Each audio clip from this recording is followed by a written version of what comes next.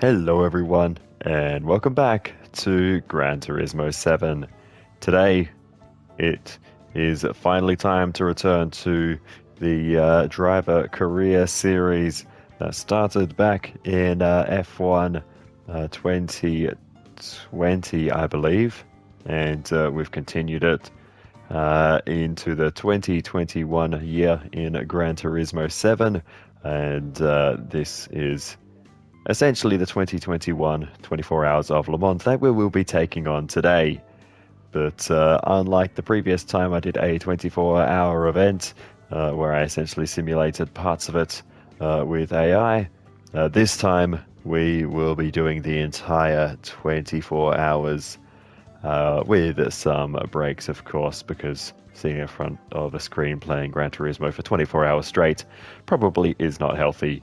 So, yeah, that is the plan. I'm going to be doing this for quite a few days, but yeah, we're going to get into it and set up a full 24-hour race. We'll put a bunch of different Le Mans cars in. This is the Porsche 919 that I'll be driving with a custom livery, of course, all over it. So, yeah, we've got a bunch of sponsors, some fictional, some real. We've got Outback Engineering as the major sponsor on the side, but we've also got some of the in-game sponsors, Haggerty, along with Auto Plus, the legend cars and used cars dealerships there. We've got Gran Turismo, Michelin, Polyphony, Mobile, Porsche, of course, being the maker of the car, Auto House, Brembo.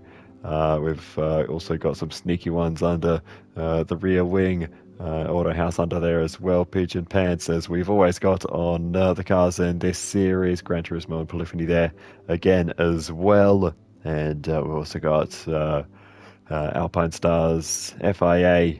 We've got a pretty official looking number on the side, which I worked on. But yeah, that just about covers most of them. Arai as well. For the old helmet. But yeah, with all of that said, that is our livery, but something different. Oh, of course, we've got a Ouagadougou on the back as well. But I'm actually going to be running two cars in this event, and the second car will be in the essentially the GT class. This is the GT3 Porsche in the game, but I've once again done it up in one of my own liveries, which I'm pretty happy with as well. Spent a fair bit of time on the liveries for these two cars. They're a little bit random and chaotic, but that's kind of what I do. But yeah, this is what we have. Nothing too new going on with this one. Just the Pigeon Pants livery with some nice lines all over it. Did a bit of a crazy pattern under the rear wing. That's when I started running out of creativity. Got the Ouagadougou on there as well. But as for the drivers, we've got two returning from the previous race at the Nürburgring, as well as one historically inspired driver name from Egypt, Cleopatra. And while I will be driving the entire race myself in the prototype class car, I did also put some additional names on this one as well. We've got a new driver I've invented, Mr. Glenn Watkins. I bet you can guess where that name comes from. And we've got Sakura Nakamura back as well, who we had previously. And I've had to write the name in Japanese there because it wouldn't fit in the white space there otherwise. You know, something strange I noticed about this Porsche, the side windows are actually different on each side. It's a lot bigger on the right-hand side. So actually, when I was designing a livery, that made things quite challenging because I do like my symmetry, and the game, well, not the game, Porsche designed an asymmetrical car. So yeah, that was a little strange to work around, which is why I ended up with this sort of white X-shaped pattern on top. So a unique livery, but like I said, that's what I do. And yeah, Without further ado, though, I think we should just get straight into the race because it's going to be a long one. So let's do this. And while I am setting up the event, I will just say I don't think I'll be able to save the replay. I did a rough calculation of how much space I would need to save the replay, and really I could only do it if I deleted every single other replay I've ever saved. And I don't really want to do that because even then I'm not sure if I would be able to do it.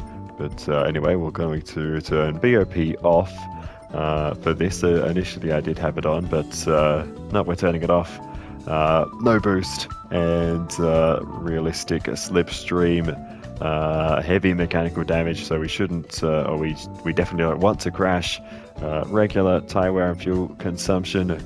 Not really sure what the refuel rate at Le Mans is, if there is a restricted limit or not, but we're going to put it on 5, so a little bit slower than standard in Gran Turismo, but quicker than what we do in Trans Am. Yeah, other than that, we're just going to go for some realistic settings with the grip reduction off track. Further down, custom weather.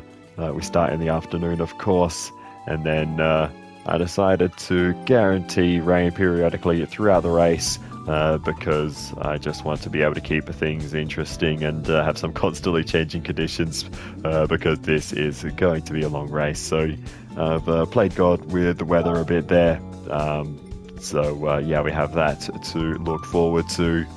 But here I used a random number generator to set the starting grid, and I've put the driver initials of all of the other drivers in this race. I'll leave that up to future me to read those out. And it should be also mentioned that not all of these driver lineups are 100% accurate, because I took the names from the names that were written on the cars for the most part, but some cars only had 2 names, and there were also a few double ups, so I rearranged a few just to get 3 different drivers in each car. And yeah, that is why some of them are not 100% accurate. But yeah, I definitely tried to stick to drivers who drove, each car at some point, perhaps just not the one featured in the game. But anyway, without further ado, let's do this. Let's do further, as the Epic Nate would say. Prize money looks very sad, but that shouldn't really be a concern. We're not in it for the money. This is all for... To be honest, I don't really know. I'm just kind of doing it. Anyway. And one more thing I should explain before we get started is the kind of class system that I'll be going by in this race. We, of course, have the prototype class cars, the modern prototypes, I'll say, like myself, the Audis, the Nissan, Toyotas, etc.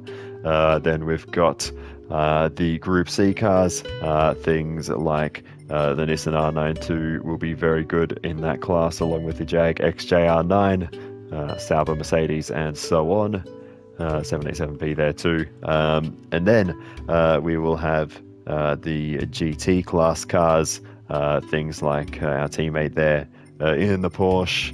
And of course we've got the Dodge Viper starting up near the front as well, which will be again in that sort of GT class. Not really sure where the late 90s cars like the AMG Mercedes and the BMW McLaren will fit into the categories.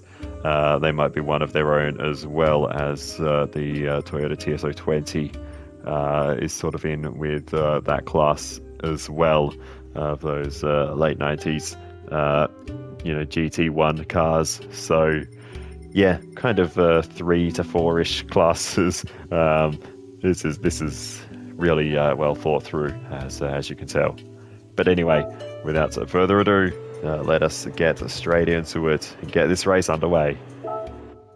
Alrighty, so let's run through the grid order. On pole position, we've got Klaus Ludwig, Mark Webber and Bernd Schneider in the AMG Mercedes. Then it's Carl Wendlinger, Dominic Dupuy and Olivier Beretta in the Viper. Jochen Mass, Manuel Ruta and Stanley Dickens in the Sauber Mercedes. Lucas de Grassi, Loic de Val and Oliver Jarvis in the Audi R18, the more modern of the two.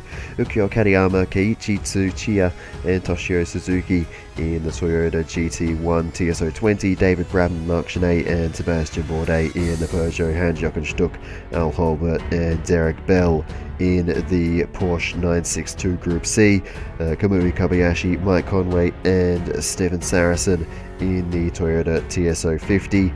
We got Kazunori Yamauchi, Yukihiro Taniguchi, and I've also added Mike Rockenfeller to the Ford GTLM. Then we've got Marcel Fassler, Andre Lotterer, and Benoit Truloya in the older of the R18s, Ria Hirakawa, Brendan Hartley, and Sebastian Buemi in the GR010, followed by Yannick Dalmas, Masanori Sekia, and Mark Blundell in the McLaren, Max Chilton, Jan Manra, and Olivier Pla in the Nissan GTR, followed by Johnny Herbert, Volker Weidler and Bertrand Gasho in the Mazda 787B. Kazuyoshi Hoshino, Matsuhiro Hasemi and Masahiko Kageyama in the Nissan R92, Jan Lammers, Johnny Dumfries and Andy Wallace in the Jaguar, JJ Lato, Steve Soper and Nelson Piquet in the BMW, Brandon McLaren, Kazuki Nakajima, Nicolas Lapierre and Alexander Wirtz in the Toyota TS030, Werner Weber, Cleopatra and Kitty Von Storm in the Porsche 911, and myself rounding off the grid in the Porsche 919. Alrighty then, here we go. The 24 Hours of Le Mans in Gran Turismo 7 about to get underway for a full day of action. 24 hours on the clock. This is legitimate. We are doing this around the outside into turn 1 to make a whole bunch of places as everyone's trying to squabble over the same piece of tarmac. We had to take a lot of curb there. We're backing out of this one as there's a few cars that are very slow on the exit there, just using half throttle to make sure we don't make any unnecessary contact. And we might just wait until the straight before we try and do anything fancy here because this lot are all squabbling pretty hard. We almost send ourselves off the road there. Our teammates are also being patient behind us as we almost drilled the back of the McLaren there. And that was a pretty close one.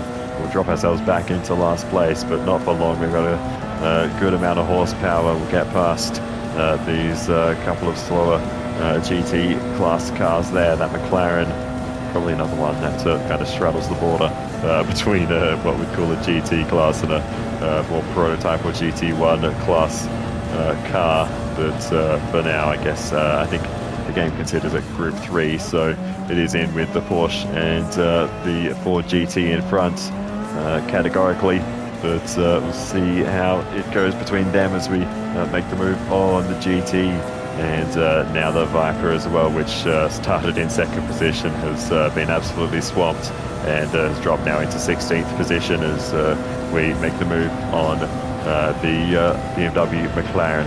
Viper now down into 17th as we made the move there as well. So as we continue to march forward, we've cleared a lot of the slower traffic very quickly in this race, and we'll see if we can just continue this progress forwards and work our way up the field. We've got the Racing Soft compound tyres on. Not really sure what everyone else is going to be doing with tyres. They kind of often do their own thing. Even if you try and put them on certain tyres, they'll just make up their own minds about what to do as we send it around the outside, and we'll try and switch it back, but they're going to be racing pretty hard. The Nissan R92 just dropping in behind there, but with good straight line speed, we're going to be left with nowhere to go again as the two Nissans could hardly be more different, but they run side by side here as we're all boxed in. No one has anywhere to go here as the two Nissans demonstrating good straight line speed, but we are boxed in behind in this queue of cars, so we're just going to leave a little bit of space as we make well, the Nissan makes the move down the inside. The front wheel drive getting through there as we just block off the Toyota there. Now we will finally start making a bit of progress and make a move. We're very tight on the inside line there. It's a bit of a drag race on the exit, but we will get through ahead of the Toyota TS020 there. And now we're finally starting to get into the thick of the action here. As we're closing in on the top 10, we'll get ourselves up into P12 now with a nice easy move on the straight there. And yeah, we are pretty much amongst similar speed cars now, but I think we probably have a tyre advantage at the moment. I imagine they might be on a harder compound, and of course the Group C cars are always going to be slower through the corners, but in overall lap time they are extremely competitive. So yeah, we just need to be a little bit patient as the Nissan goes into the pits. So maybe they picked up a little bit of damage. Could also be why they were struggling, because yeah, when they pick up damage they will almost certainly head into the pits. So yeah, we've had a clean first lap and we're able to push on, and yeah, that's really all that matters.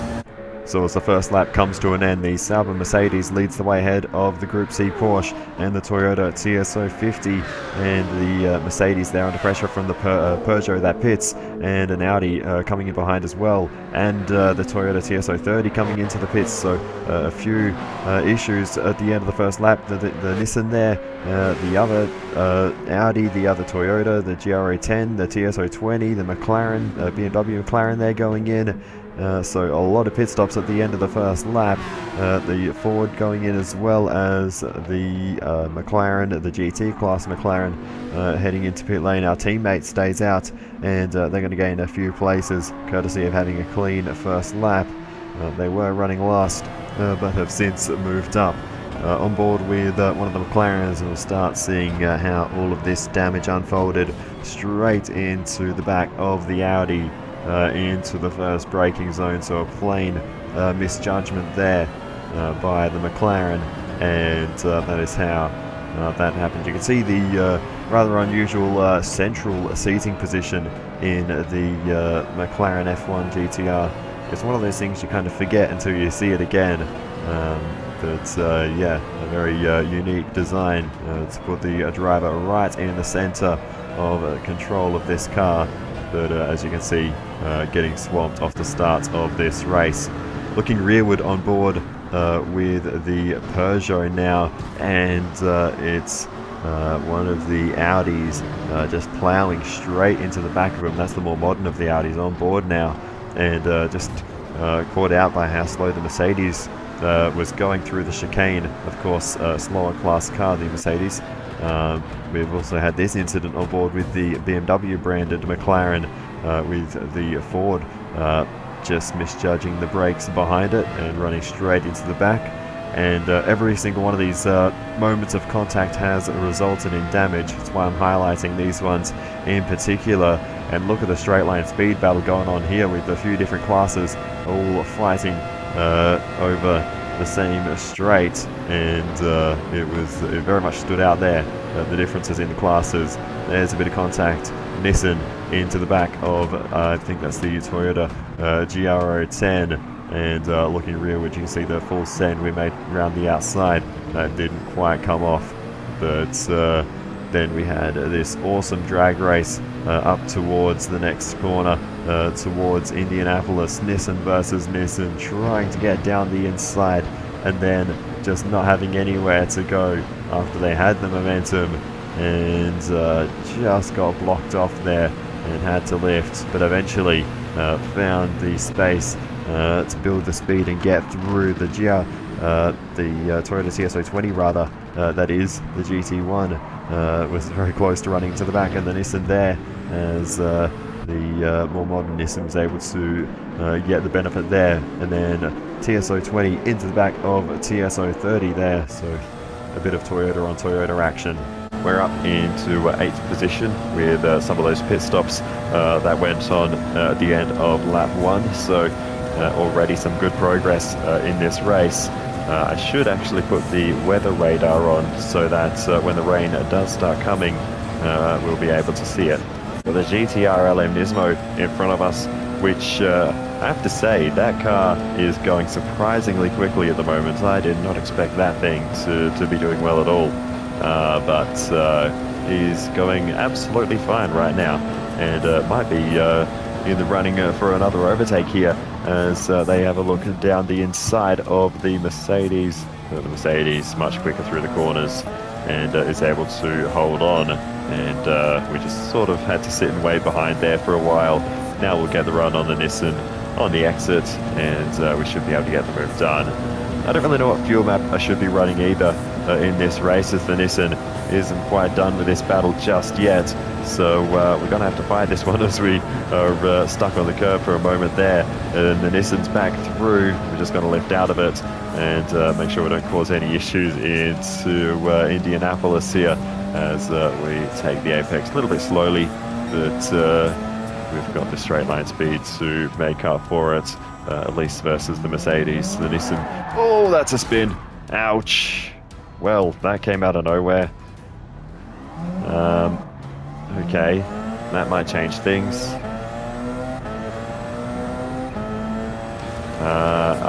Yeah, the steering's bent. Okay.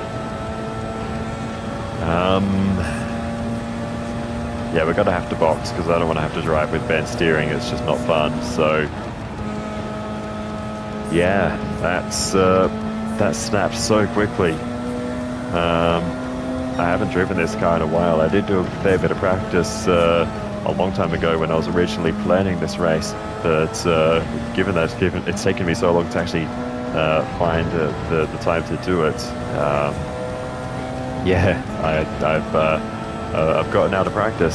So yeah, we're gonna box. I don't even know when to brake. That was a little bit early, but better early than late in this situation. And yeah, we will get some new tires on, refuel, and get the damage fixed. That was not ideal, but there's a long way to go. So yeah, hopefully we'll have plenty of time to recover. But yeah, once we get into a rhythm, I think we'll be fine. And I might potentially consider turning the fuel map down. It will make the car more controllable as well, especially if it does get a little bit damp later on in the race. But we are full of fuel. Damage is getting fixed, and we're off and racing once again. Got the Viper in front of us at the moment. Finished, I think, on the outright podium, I believe, in real life. We've got the 2011 Audi R18. We'll make the move on them nice and easy. And you'll also notice I just changed the driver list display on the left-hand side to save the drivers' names, just so we can have both that and the car names above the cars as well. And we are flying through the field at the moment as we've just caught up to the back of one of the Toyotas. It's a GR010 hybrid, the latest model Toyota Le Mans car. And we've got a nice run out of the final corner, and we'll make the move on the Toyota in a straight line, move ourselves up another position. Or they might be able to fight this one. There was a bit of contact there awkwardly, I think, but we got away with it. And we'll make that move stick. So that got a little more awkward than it needed to be. That first corner can also be deceptively sharp as well, especially if you're on a tight line on the inside. We can't quite get down the inside of the Nissan there, but we'll hopefully be able to make that move shortly, as we'll try and line up a good exit onto the straights, try and carry the momentum. We actually had to get back on the brakes there, but we were able to make the move, and now tucked in behind the Group C Nissan. They are much faster in a straight line, so we've got no chance of making a move on them right now. And a quick replay of what happened back at turn 1, on board with the Toyota as we go down the inside. And I think there was a little bit of contact, but nothing crazy. It destabilized us a little bit, but we ultimately got away with it. Alrighty, we've got a little bit of a battle playing out in front of us. And I do wonder how many laps in it will take for us to start encountering the lap traffic of you know, the GT class cars, the Porsche, the Ford, and the Viper. And the black McLaren as well, as we get down the inside of the Nissan. It looks like we might finally be able to get that move done, as we've been chipping away at that one for this entire lap. And the Mercedes there kind of swiping at us a little bit awkwardly, but we get away with it and we make our way through, and we'll gain those 2 places and move us up into P8. Oh, that might be a corner cut there. That was pretty dodgy. I think we got a... No, there we go. So that's our first little issue with track limits, just taking a little bit too much off the inside of Tetra Rouge there. And that's why I did turn that penalty on, to make sure I am actually, you know, following the road and not getting too cheeky with the old track limits. We're closing in, but we'll have to serve that penalty soon. We'll send it up the inside though, as we're quite deep there, and a bit of a block on the exit. Slowed them up quite a lot, but regardless, we get through. We miss them coming towards us as well. As we put the power down, hopefully we'll be able to get enough of a gap. I kind of forget how penalties work actually in custom races. We can actually serve them at any time, so if I do have to jump on the brakes, it actually serves the penalty. We don't have to serve it at the penalty line. Just to explain what happened there. We're closing in once more, and this time we'll see if we can get a good run on the exit, get the power down, and try and get a run on the Audi in front. And looks like we do. We've got the slipstream now, as we'll be about to take P7 away from the newer of the Audi R18s, and we'll do just that down the inside, and we'll get that job done. We are gaining on the car in front, the two cars in front, and they're going to get a bit hot up here actually. Alrighty, where can we make our move on the Peugeot? Can we send it into the final corner? Oh, we sent it in. I don't think we really could though. Alright, let's... Oh, tripped up on that inside curb. I was trying to get a wider entry to the final corner. That didn't quite work out. No, let's see if we can maybe organise a run out of Dunlop, or maybe into Dunlop down the inside, and we'll make the move into the Dunlop chicane. Oh, they send it around the outside and get it done. Well done. Good move. Around the outside, should be able to get this done back down the inside, and we'll muscle our way through. That was a bit of a forceful move, but you got to do it. Nice run through the chicane, and great momentum over the Jaguar here as we sit in the slipstream. It's the second time I've done that one. Sit in the slipstream of the Jaguar. They've got better straight line speed though. Now it's our turn to see if we can make this move on the Porsche. The Jaguars managed to get through, and we'll see if we can follow suit, and this will give us a place inside the top 6. Alright, let's see if we can do it. We're going to be late on the brakes down the inside, and of course we can beat the Group C car on the brakes as they're trying to hang it around the outside, but we've made our way up into the top 5. Oh, just picked up a penalty through the Porsche curves, just lapse of concentration there, but oh my goodness, that got very awkward with Jaguar there, as we were just really out of sync, but we should maybe be able to make the move down the inside. No, we're not even close, and we'll have to send it. The Jaguar goes defensive, and now we really do have to try and line up a good exit out of the final corner if we want to get through. Good momentum, and we get down the inside as we run towards the first corner, and we'll make the move on the Jaguar. They'll try and fight it out with better straight line speed, but once we get into the chicane, they're really fighting this one, and we've gone deep, so yeah, we've really compromised ourselves there, and the Jaguar manages to hold on. They are really fighting for this position, and fighting well, it's got to be said. We'll carry the momentum. They are carrying so much speed, a lot more than I would have expected from a Group C car, to be honest, and oh, they got stuck behind the Ford. Oh, that's unfortunate. But that'll end that little battle, and we'll get through.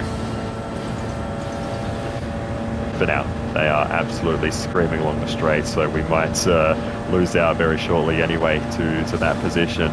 But we'll see if we can hold on. Round the outside, there's the McLaren. We've gone deep, and that's going to allow the Jaguar and the McLaren back through. And yeah, I tried to send it around the outside, but it just wasn't going to work, and we lost out there. Alrighty, catching up to our teammate now. We'll make that move pretty easily. That means to say that the Viper must be leading that class at the moment. As oh no, we've just made contact with the Jaguar. damage. Not too bad.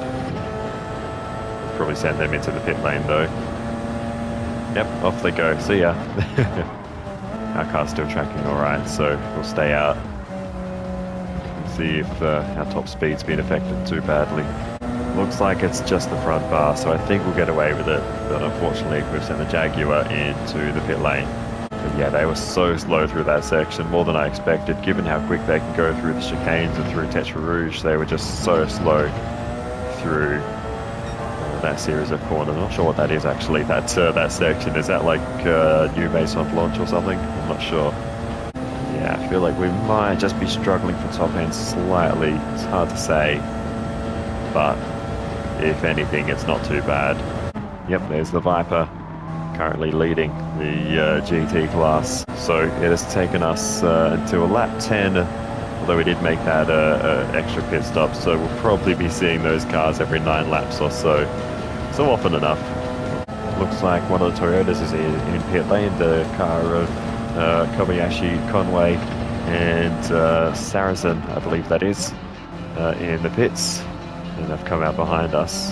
The fact we've come out in front is good to know. Now we'll make the move down the inside of the Sauber Mercedes into Tetra Rouge. And we've run a little bit wide there. That might get us in trouble. We've already got a penalty hanging over our head. And I suspect that might just get bigger. Might have gotten away with it actually. Looks like we did. Cool. Okay, I'll take it. There goes the Sauber Mercedes though, straight back past in a straight line. That thing is super quick on the straights, my goodness. Alright, we're coming up to the Porsche curves again. Time to go absolutely full send through this section and see if we can get past this Sauber Mercedes.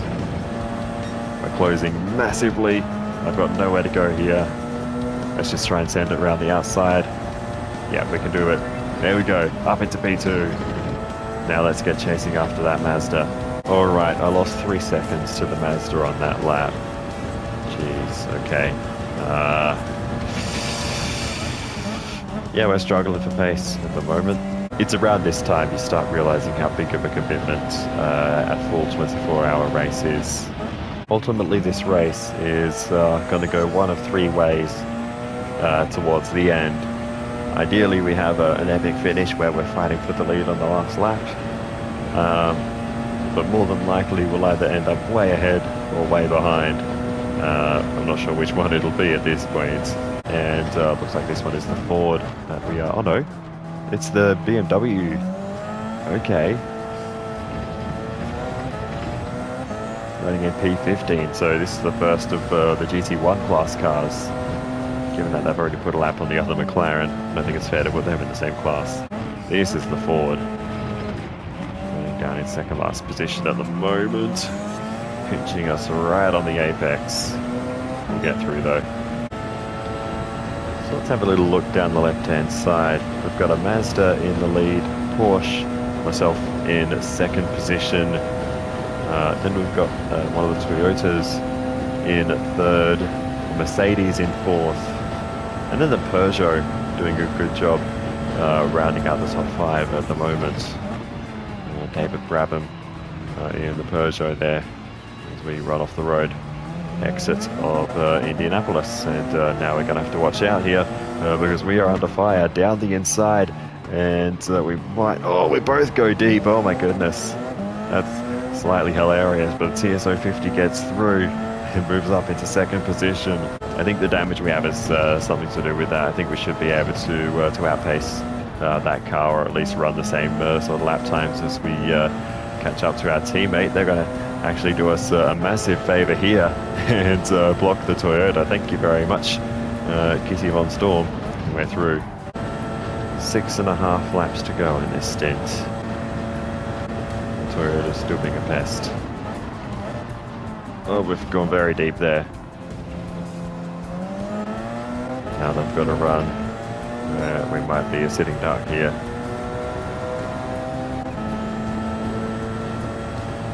We've dropped almost a minute off the race lead as well.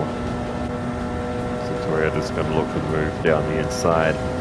And yeah, we might just have to let him go here because they've just got better pace at this stage. with the damage we're carrying. We just can't really fight this one at the moment. So the Toyota goes through. Oh, we've gone deep there too. Come on, back on the road. Here we go. This stint hasn't gone so well in the second half. The left rear tyre has seen better days, but I think it'll make it to the end of the stint. We don't want that to go. You know, heading into the Porsche curves or something. We'll end up in a big spin. Oh, goodness me. That was very clumsy. Now we've lost a few more spots. Oh, sorry. Yeah, now our car's not tracking in a straight line. Alright, you know what, let's just box now. But the good news is that soft tyres will seem to be able to last us a stint, which is what we want. We head into the pit lane. New set of soft tyres on. Remarkably similar fuel to the Sauber Mercedes. I don't know if they've made a stop yet or not. So we've got just over a quarter of a tank left. And it took us about an hour to use that, so maybe an hour 20 per tank roughly. Good to know.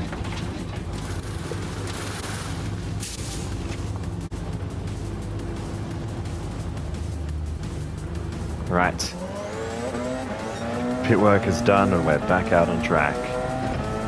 A long way behind the lead now, but hopefully our car should be handling a little more nicely at this point. Oh dear. It's not good. Alright, let's see what kind of lap time we can do now that we've got fresh tyres and no damage to the car. Yeah, we're definitely getting better top end now that we've got the damage fixed, so important to know that. Oh, there's a car in pit lane, or just coming out of pit lane, so I'm not sure who that was. That's one of the cars, one of the next two in front of us. They were switching around for a moment. Oh, it may have been the Nissan R92, because we've just caught up to them, so I suspect that's who it was in pit lane. Here's our opportunity. It's the BMW McLaren again. Now running 14th in this race, the BMW McLaren will be putting them a lap down once more. So easy move along the straight on them, but they held up the Nissan for a bit. Oh, we had to go very deep there to avoid the Nissan. It's cost us an opportunity to get through because yeah, we found ourselves just having sick avoiding action around the outside going deep there. If I can string some solid laps together, I think I should be able to gain some time, but I don't know if I can gain 2 minutes and 8 seconds. Because the gap has stood out for quite a while. I should have seen that coming. I think we got away with it. Oh, that's getting a bit sketchy. Goodness me. Okay, that's the toy. Oh, why did you do that? Oh, goodness. That fixed. What do we do now? Do we cycle through the pit lane again or just see what we can do? Still gaining on the Jag. In fact, we'll go for the move here down the inside. Purple first sector is always there, and that doesn't really mean anything. The Jag's going to get us back here anyway. Off he goes.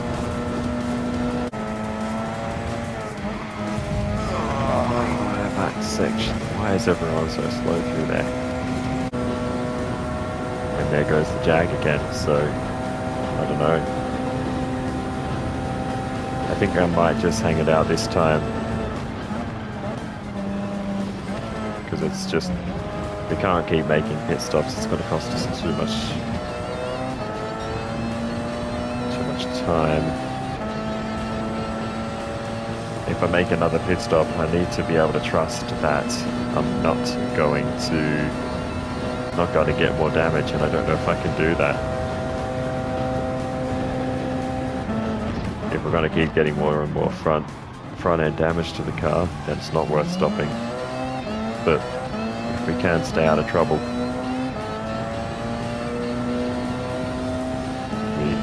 do it. I don't know, it's tricky. Oh, every time in that section is so slow. Well, now that I know where all the issues are, I think I can get this damage fixed. I should be able to stay out of trouble now that I know what to look out for. Where the potentially big closing speeds are.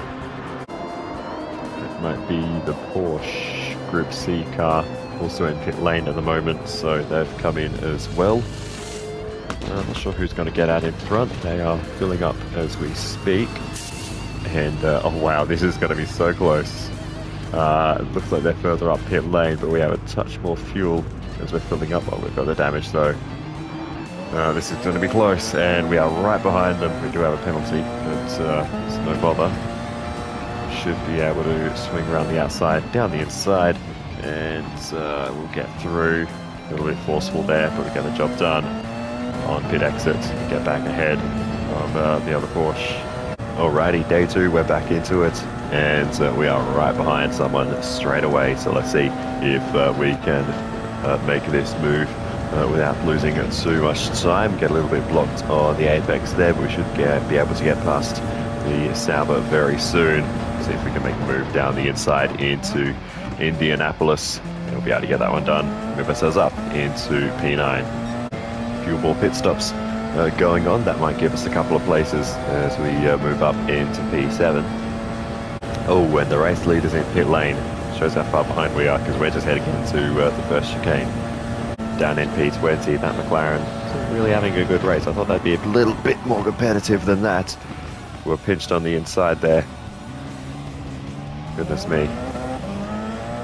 Anyway, let's try this again. And, oh, we both dodged in the same direction there, but we're through regardless.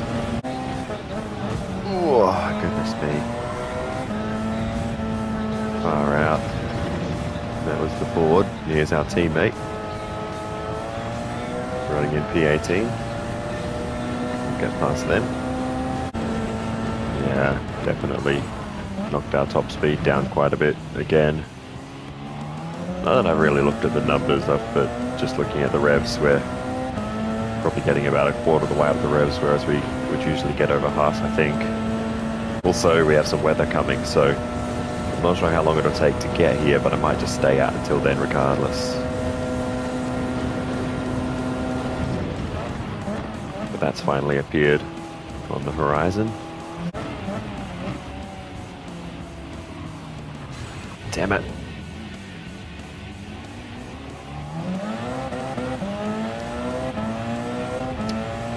Now we've got more damage. There's the Viper.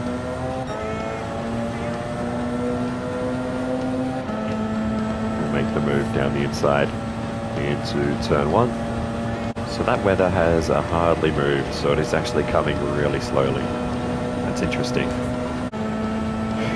342, wow, our lap times are really struggling. Looks like a very short ribbon of rain coming. Interesting. Hopefully it intensifies by the time it gets here. At this rate, I might need to make a pit stop before the rain gets here. It's coming that slowly.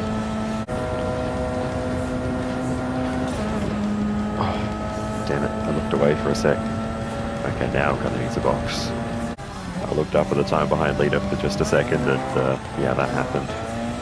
Alrighty, gonna box to fix this damage so we don't have to deal with the bent steering anymore. That was a little bit deep. Hopefully we don't get in trouble for that. New set of softs, and we'll refuel of course as well. But yeah, we just weren't making any progress. We were slower than everyone else, so yeah, didn't really see too much point in pushing on further in that stint. It was just losing us time. Hopefully in that time we're able to get far enough away from all of the slower cars that we put a lap down a while ago, so that we won't have to see them again for a little while. So here we go then. Damage getting repaired, and it's going to take a moment, but we're off and racing once more, as it is getting visibly darker out on circuit. We can just about see the start of the rain on the more zoomed in radar, so I'll leave it there for now. Sort of move a little bit faster. Alrighty, We've got another couple of cars in front of us. McLaren going a lap down again. Thankfully we catch them on the straight. And we've also got the GR010 Toyota. Let's see if we can make the move into the first chicane on the back straight. Looks like we'll be able to get this one done. And we'll move ourselves ahead. Alright, here we go on the back of another one of the Audis this time. It's a 2011 Audi, this one. So the older of the two. We'll make the move in a straight line pretty easily and get ahead of them. Alright, you. It's always you. Thanks, Kaz.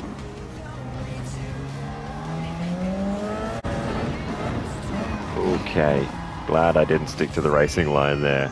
Goodness me. A couple of cars up the road. Hopefully they don't get in the way. Oh, things getting awkward. Oh, okay.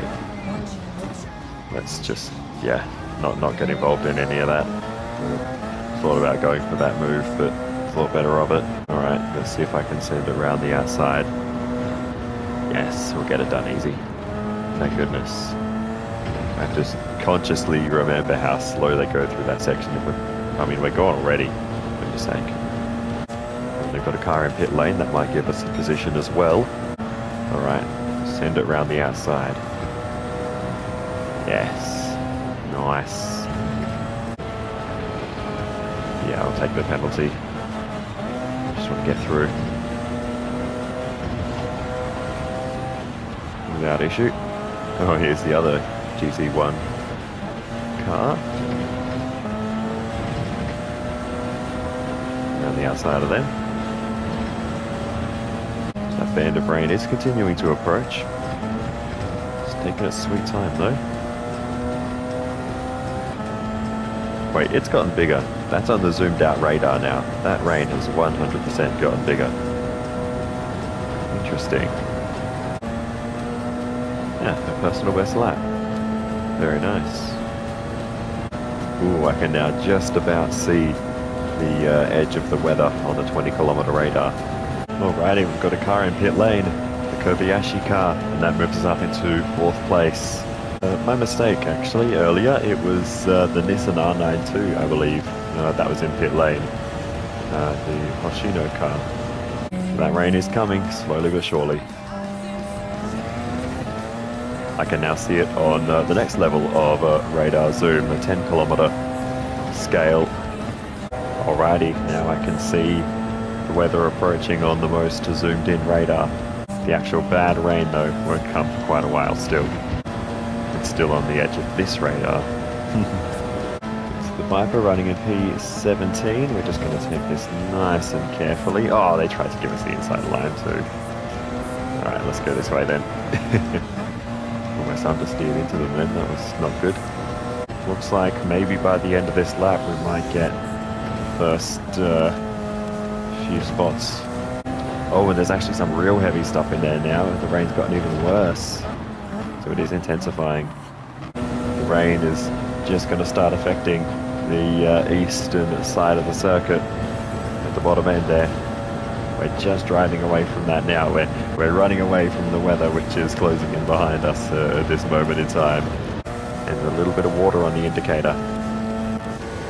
Wiper on. As the rain is here.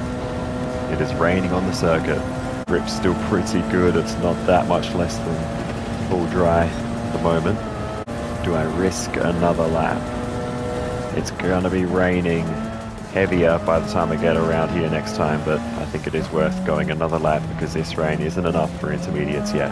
Maybe I've just made a mistake as we are approaching that first line a little quicker than perhaps I anticipated, but Grip's still fine for now. So long as I can get around, you know, half a lap, say, I think we'll be fine. If we get to around Indianapolis, I'd say this is worth it.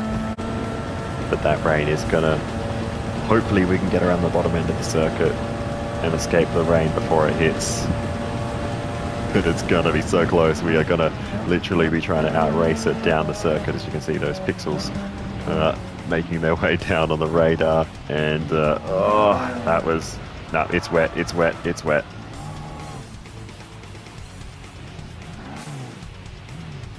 I think I just heard some thunder in real life too, which is funny. But let's try and just get it back to the pit lane now. We're in some pretty dangerous conditions at this point.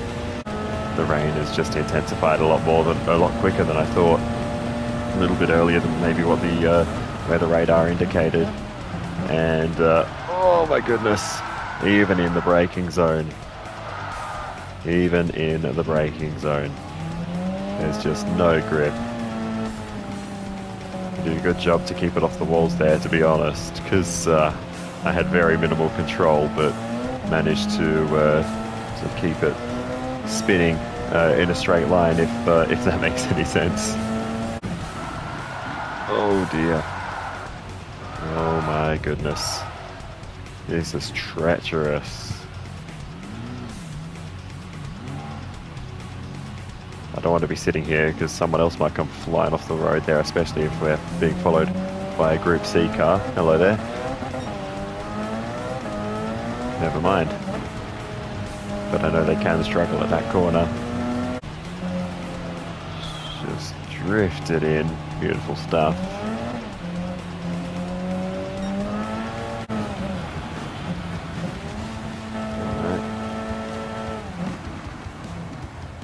Easy does it into pit lane. And we're in. Full wets on.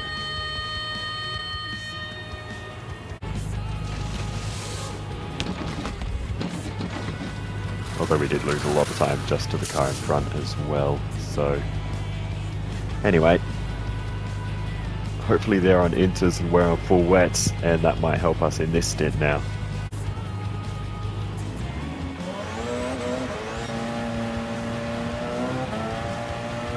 Easy on the power. And whoops, a little bit of a wobble, but we're back in the race. That rain is absolutely pouring. Oh my goodness. And it's gonna get worse. Oh wow, the Mazda's just coming into pit lane now, so they were on slicks then as well. Oh, that got a little bit awkward. Wasn't exactly sure what to do there. Anyway, got away with it. And now we go to have a look at the Mazda, and they are struggling in these conditions. I don't know if they're on the wrong tyres, but that is the Toyota TS050 who has very quickly closed the margin to a car that dominated the early stages of this race. The Toyota will surely look to the inside. There they go, and the Mazda just not able to any power down out of the corner. Oh, and here comes the super heavy rain. Look at this. This is crazy. Oh, I am obliterating the margin to the Mazda. That's almost halved. Well, the race leader is in pit lane. I'm guessing that's going to be the switch to the full wet tyres. Oh, we're struggling to stop. Just about got it. Goodness me, this is tough conditions. We're about halfway through the heavy rain, but the water will stick around for a while after that. I think we are gaining overall, though. I think we are slowly chipping away at that race lead, which is nice. Oh! Well, there goes that. Holy moly, I did not expect that closing speed to be quite so rapid. Oh!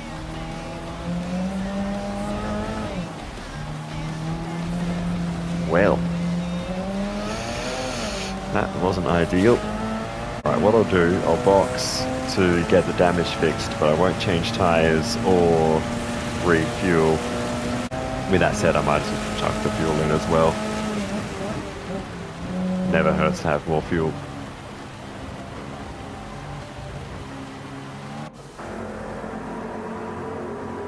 So tyres are absolutely fine, we'll keep those, but we'll refuel. There's only, what's that going to be, like 2 seconds of fuel to put in, not even that. So yeah, definitely worth doing that. And yeah, then we'll get that damage fixed. I don't want to deal with bent steering in the wet conditions. So here we go. Fuel goes in. Quite a lot of damage to fix, even engine damage. So you know that's going to cost us a lot if we don't fix that. So off we go again. Wasn't a hugely long stop. We're off and racing once more. I don't exactly know what the time behind leader was, but I would wager we lost 15 seconds or so. And the race leader's in again, and they're still not on wets. Okay. And lapped cars aplenty.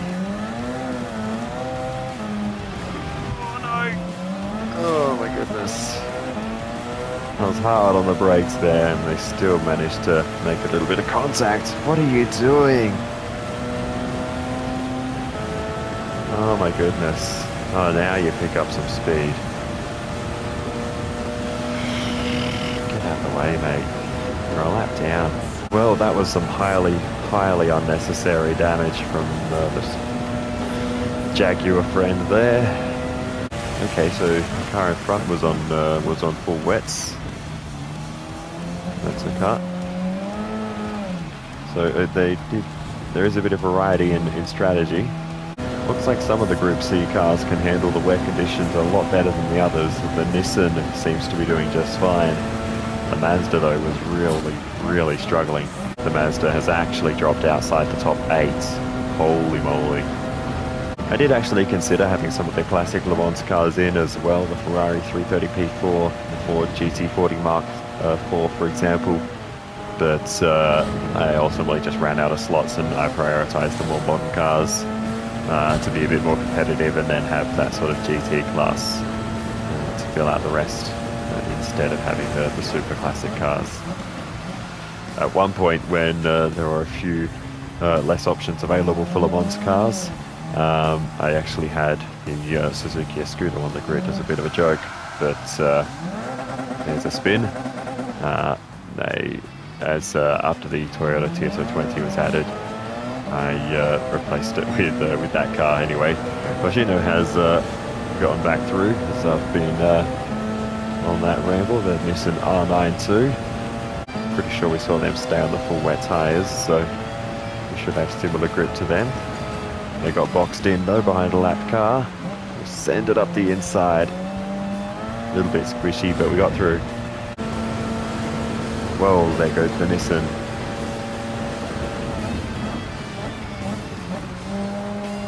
Not sure if my microphone's picking up any of the thunder outside, but that would be a nice bit of ambience if it is. Oh, it's our teammate. Still second in class. Oh no, they're leading the class actually, P17. Unless they've passed someone in a different class. They're in the lead of the class. Good job. Look, the Nissan's gone into pit lane. They were on full wets. So we do this again. We'll pass them as they're in pits. Down the inside. Oh, that was tight. Didn't quite work out. Oh my goodness. They are so slow. So the bike that was in the lead of our GT class has now dropped to last position and going very slowly there, so things have gone horribly wrong for them. The track's still pretty damp, so I know I'm keep putting this off, but I'm going to go another lap on full wets. Remember earlier in the race we were fighting for position with the Jaguar. Oh, there's the Mazda! Oh my goodness, that was tight. So the former race leader has lost a lap. Oh my goodness, they are really struggling. Up there, second place. We'll get past them. I don't know why they're going so slowly. Unless they may have had a crash somehow and they have some serious engine damage, I'm not sure. Well, we'll go on board with the TS050 and find out what happened. They smashed into the back of not one, not two, but 3 other cars with contact with the Viper there as well. But this was not what caused the critical damage that slowed them down so much, but that did bring them into pit lane with a rather adventurous pit entry there in these tricky conditions. But the crew got to work fixing the damage, and they were very quickly off and racing once more. And as they come out of pit lane, there's a car up the road. It's the Mazda, and they absolutely smash the Mazda. And that is where that critical damage was done, and why we saw them going so slowly around the other end of the circuit. Alright, in we go. Let's put some inters on.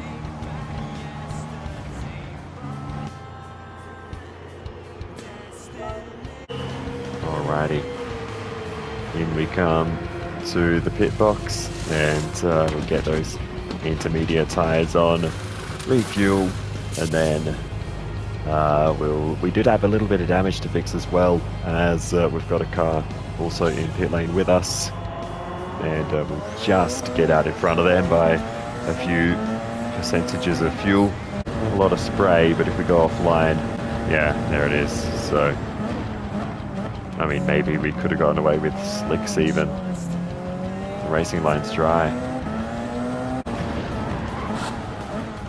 But a moment like that, the intermediates, we could save it. If we were on slicks then, absolutely no way. Oh dear. Alright, Kobayashi behind, boxing to get rid of the intermediate tyres, presumably. Yep, they're going on to the softs. So it must be time. The race leader is in pit lane. They were on intermediate tyres, so we were just generally slower in that stint. Alrighty, time to box for the slick tyres. And yeah, we're going for the softs, of course. No other tyre compound's really going to be that useful to us today. Into the box we come, and like I said, soft tyres going on, and we will fill up with fuel, which will only be a couple of seconds of fuel, and we'll be good to go for the next stint. We do drop into 3rd position, so that's where we sit right now, carefully back onto the racing line because it's still wet on the verges. We're off again. Oh, the Peugeot's in pit lane again. On soft tyres, so I don't really know what that's for unless they've had contact to fix some damage. I don't know why they're in pit lane. Oh, wet curb. And that's a full spin.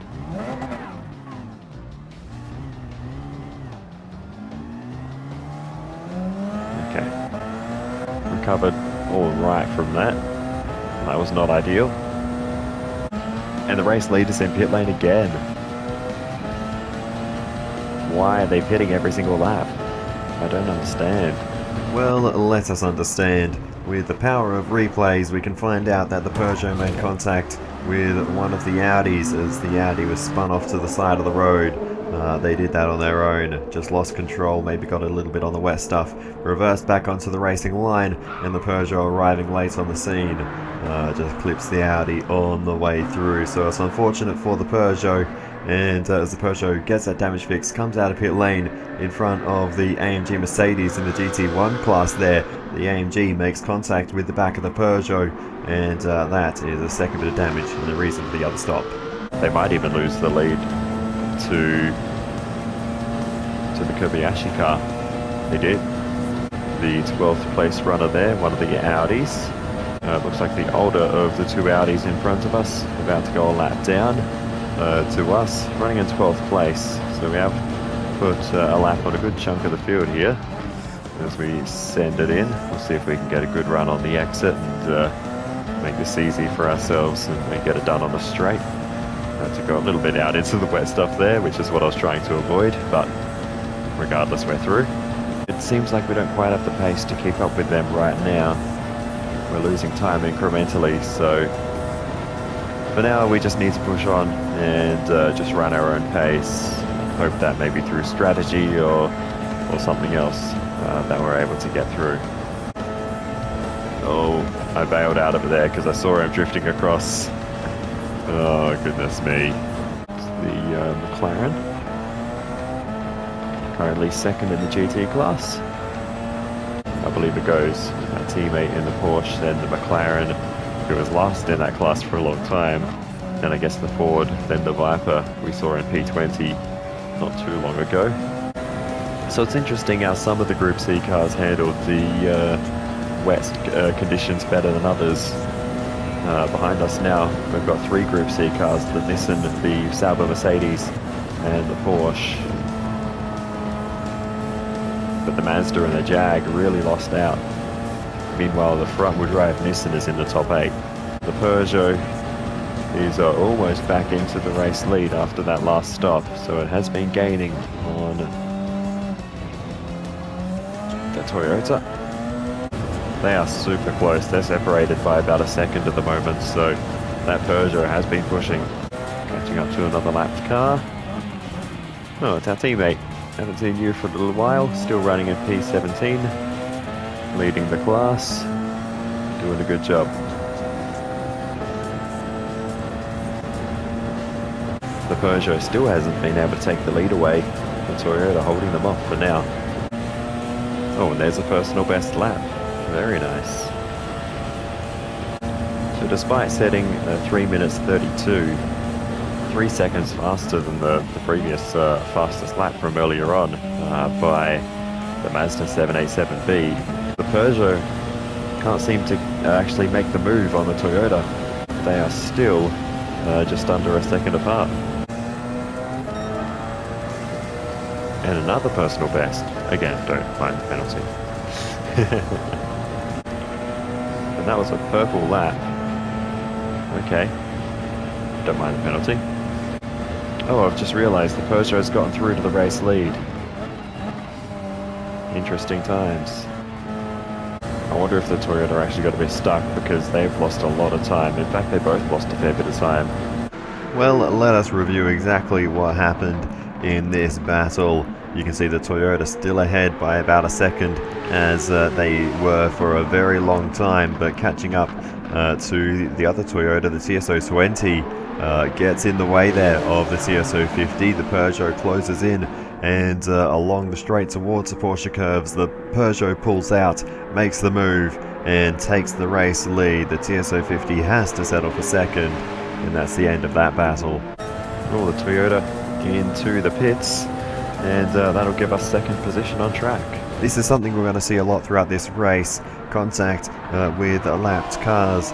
Anytime you see a car making a pit stop with half a tank of fuel left, it is likely they made contact with a lapped car.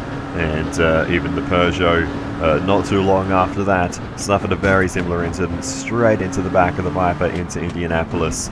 It's a hot spot for trouble between cars with a large speed differential, and it is going to strike many times throughout this race if drivers are not careful. And as the race leader, former race leader now, enters pit lane, that promotes us into the race lead. Just over 4.5 hours into this race, we take first position for the first time. We only have 5 laps of fuel left at this moment now, so it will be a short-lived lead, but a race lead nonetheless.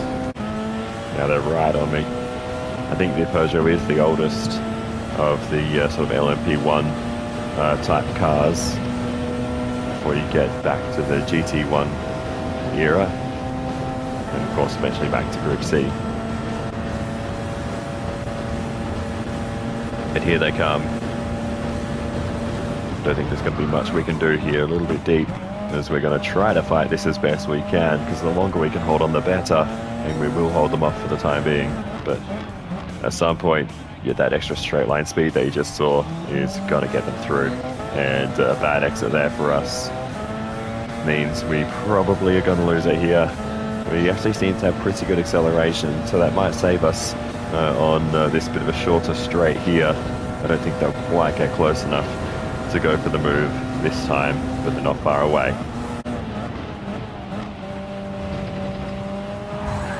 Oh, okay. Or they could just lose their patience. Goodness me.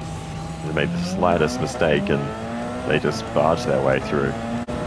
It is the 16th placed Toyota GT1. Currently last in that class. I thought it would be doing a bit better than that because that car is rapid, but losing out to the Mercedes and the McLaren in the GT1 era cars. Alrighty, 2 laps to go in this stint.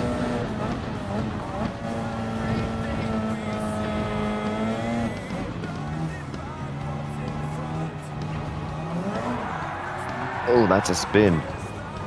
Oh my goodness, that came out of nowhere. Those rear tyres are seeing better days though. A full stint is about the limit of these soft tyres, a full stint in map 1. So I don't think I can extend it based on the tyre wear anyway, because that's another spin. That might be the most casual commentary through a spin, but anyway. Oh my goodness, wow, okay, thank you.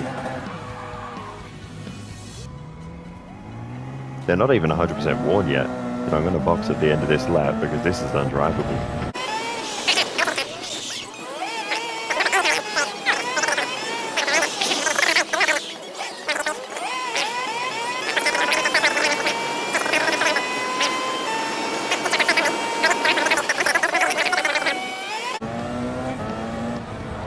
My rear tyres have absolutely hit the cliff.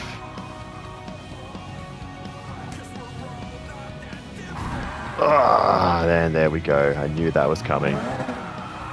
This car has an absolutely rubbish turning circle at low speed. I could not move.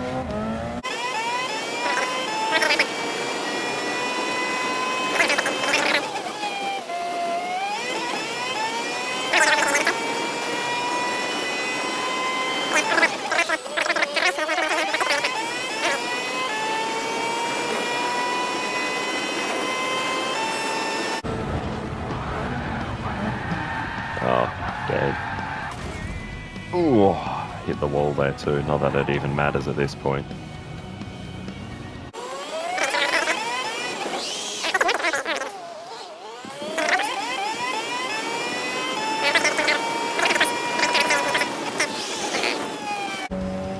And there goes 3rd place. Well, it was nice knowing you, Podium. See you next time it rains.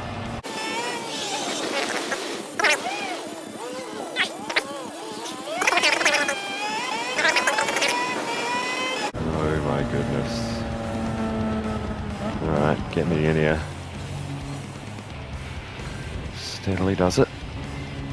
The Nissan's in pit lane as well, but they'll have a shorter stop no matter what. So tyres on.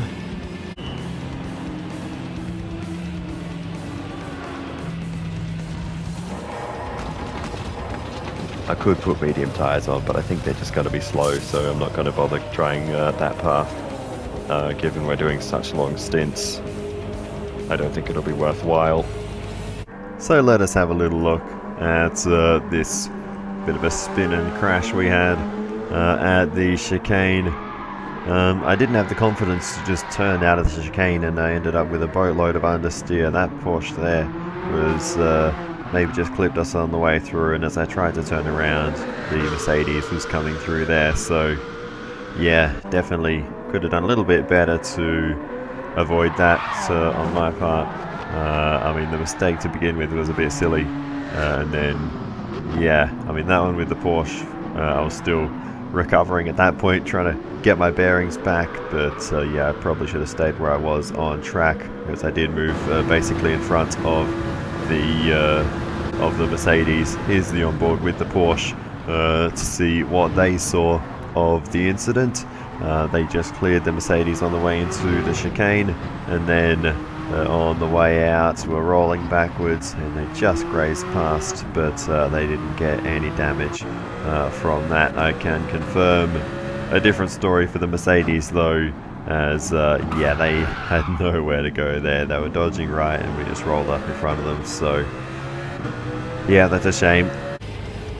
Anyway, damage is now getting fixed, and we'll soon be on our way once more, but we've dropped down into P5. Oh my goodness.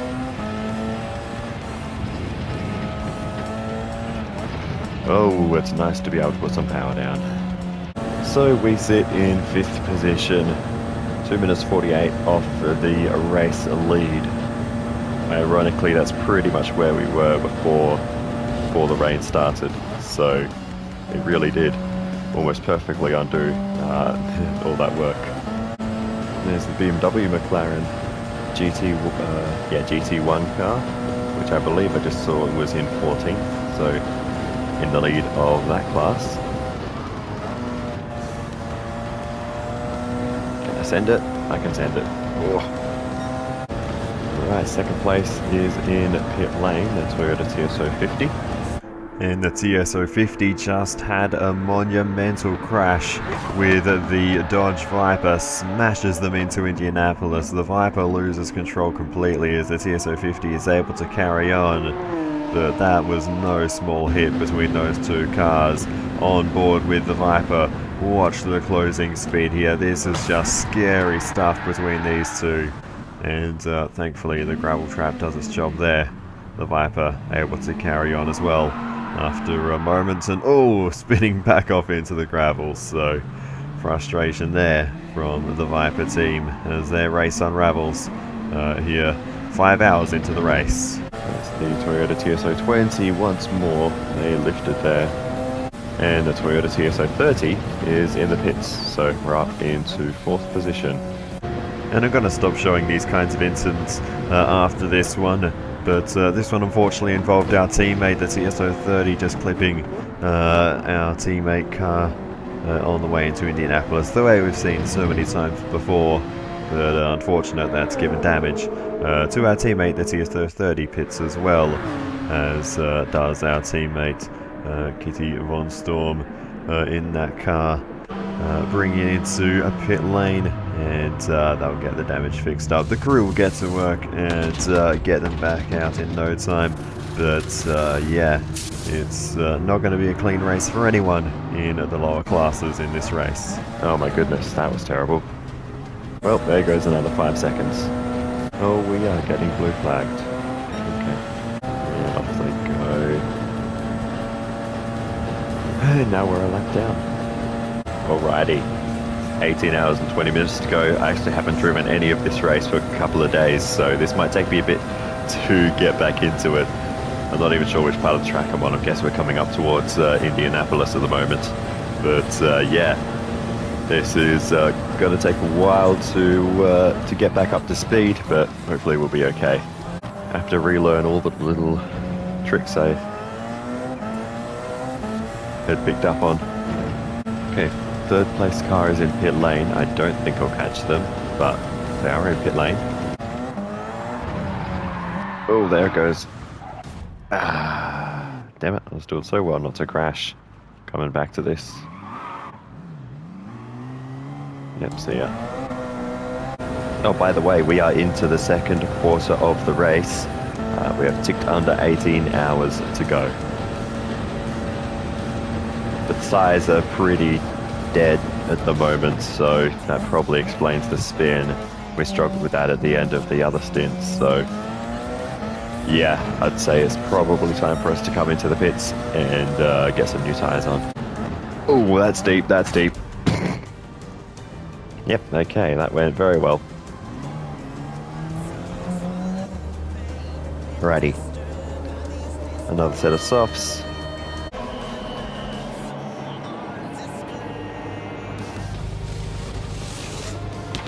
Righty, in we are, and actually we might as well fill to the top. It's not that much more fuel, and if we need to, it'll allow us to go that much further. And damage, and off we go, back into the race. We have dropped a position though. We are into P5. I'll be honest, I would not have picked the Peugeot. Thank you, penalty. I would not have picked the Peugeot to be the dominant car in this race. I would have picked one of the Group C cars perhaps, but I guess it does make sense. It's got both the horsepower and the modern downforce. Further down the list, that Nissan is still holding on to 8th position. It is doing really well. Okay, 2nd place is in pit lane. We're probably a lap down to them, but that's fine. We'll get that back. That gives us a little bit of context as to where the others are in this race. I'm trying to recall who was in that 4th place car. I think that must be the Toyota TS030, which is very interesting to see. It's doing quite well. So I said that Nissan was going quickly. He's about to pass me.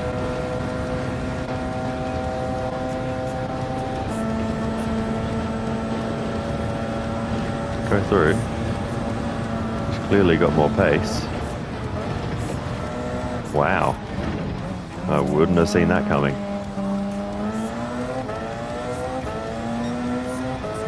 I'm just checking I'm in map 1 because I feel very slow at the moment. Oh no! Damn it. Got caught on that inside curb and just sent the car around. Oh, there's another pit stop and ruins any chance I had of catching the car in front. Not that I was. Struggling to get back into a rhythm here. Alrighty, in we come again. Let's get this damage fixed. Whoa. Not that it really matters, but we'll lose our lap to 2nd place.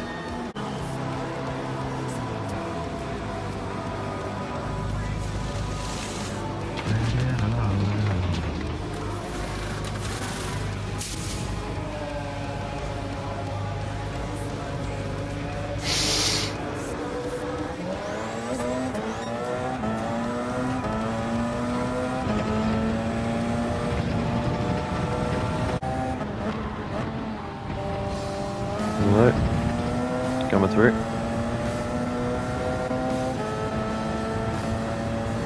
Yeah, I see.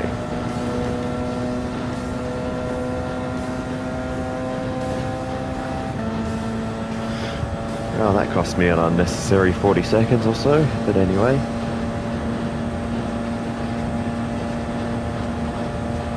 Oh wow, this is... Oh, send it! Oh, they went way too deep. I was in too deep and I've got better brakes than they do. Oh my goodness.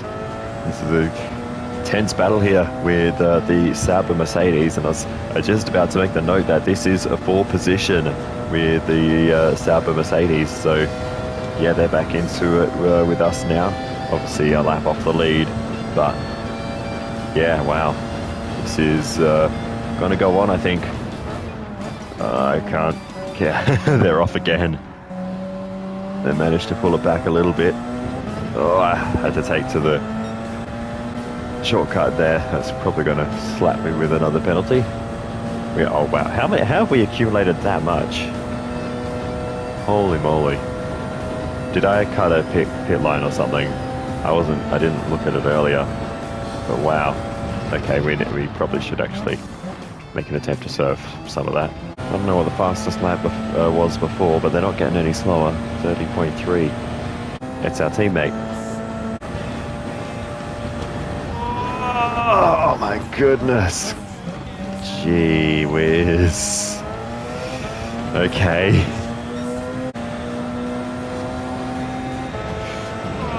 Oh, you really gave me the narrow side of the road there, mate.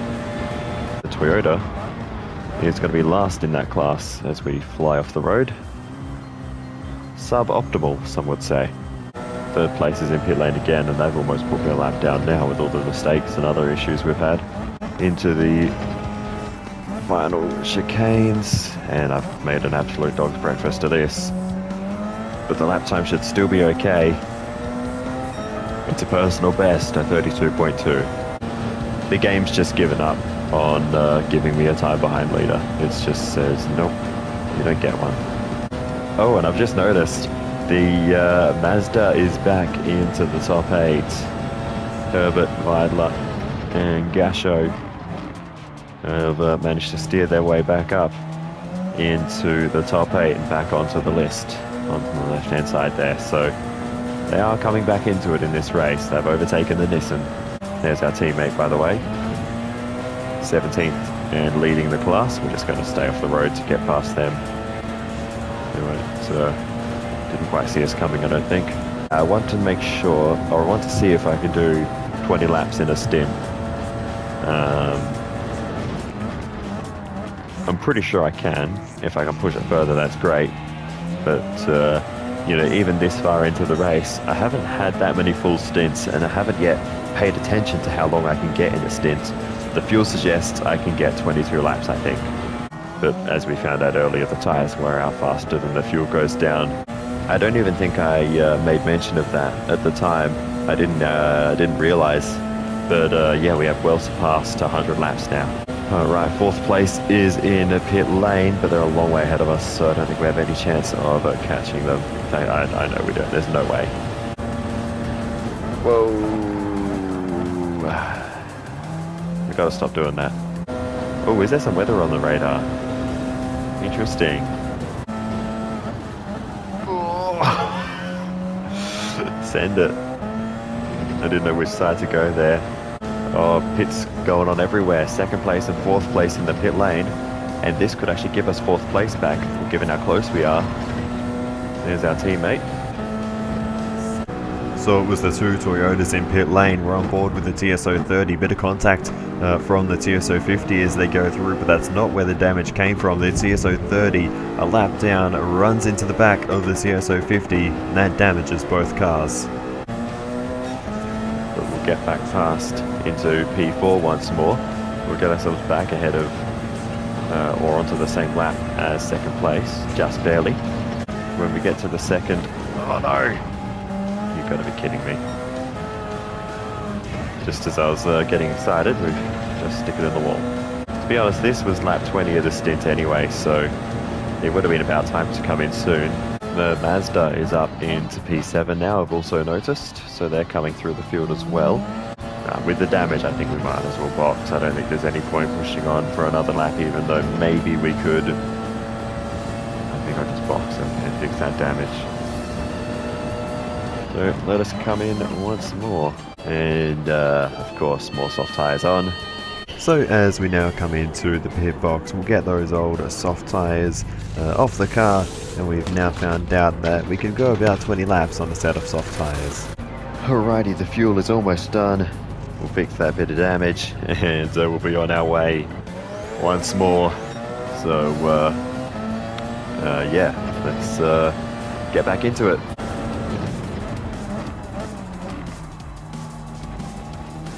Oh my goodness, just pole vaulted. Not much to say over this replay really, other than just to see it from the off-board perspective. But yeah, I just took too much of the inside curb there, and occasionally you can get launched off those bollards. Alrighty, we've caught fourth place, the Toyota TSO30. Alright, here we go, finally got a good run. It's actually from 2012, that car. Crazy to think that Toyota TSO30 is 12 years old now. I remember when that thing was added to Gran Turismo 6. Way back in the day. But we get through on them, reverse us up into fourth place. Whatever you think, that wasn't very good. Get back on with it. They're about to get re-overtaken by the Toyota there. Goodness me, okay. I didn't know they were still so close behind. Okay, we've got a good run onto the straight. Let's see if we can make a re-overtaking move. Got a lapped car, it's our teammate. Let's do a little weave between them. There we go. And we'll get back through. Very nice. Oh, it's one of the Audi R18s, the newer of the two. Same age as this car actually, but not running as well in this race, down in P10 at the moment. We get through. We've got the Toyota still piling the pressure on us as well. So, a lot going on at the moment. Toyota around the outside and gets it done. Whoa, okay. Where are we?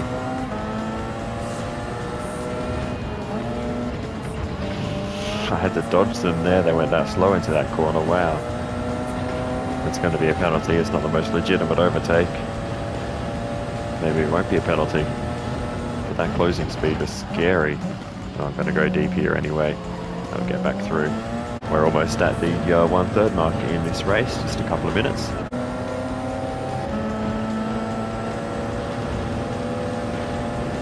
Alright, let's see if we can do this down the inside of the Toyota. And we'll send it through. Very nice. Speaking of Toyota, got the GT1, the TS020, technically the predecessor to the TS030. 13 years between them though. The Mazda in the meantime is back into the top 6, which is what's put that Sauber down into P7. Oh goodness me, they're going slow through there. The BMW in front of us. Oh, he's sliding. He's sliding. Still leading the class though, doing a good job, but we'll go zooming on through. Interestingly, where our margin to the leader is staying about the same, it's been around 5 minutes 15 for quite a while. Our margin to the car in front is actually getting bigger, so they're flying at the moment. The fastest lap's gone down to a 29, and it was done by the Nissan R92 CP. Oh bugger it. That was a really, an off we really didn't need to have. Oh wow. Oh wow. I had no idea the TS030 was so close behind us, so they've been pushing as well. And the Mazda, they're going to be super slow here. I had to trust that they wouldn't turn in there, but it worked. Finally, we can build up the speed. We're gonna... Oh, that was a little bit awkward. I'm not sure. They're a little bit indecisive which side they were going there, but we've gotten through for now. We're going to be on the inside here. I can't get it turned on the outside line. They're going to hold on for the time being. We're having a great battle with this guy throughout the middle. Or still, whoa, he's gone. Absolutely. Round he goes. Holy moly. And the race leader's in. Here comes the Mazda. There they go. We're going to get back through the Porsche curves very, very quickly, but in fact, I'm going to need to... No. Damn it. I knew it. Committed too much to the outside. I knew I had to go deep if I wanted to get around the outside of them, because they were going to be slow, but yeah, did exactly the same thing as the previous lap. It just committed in too hard to the Porsche curves.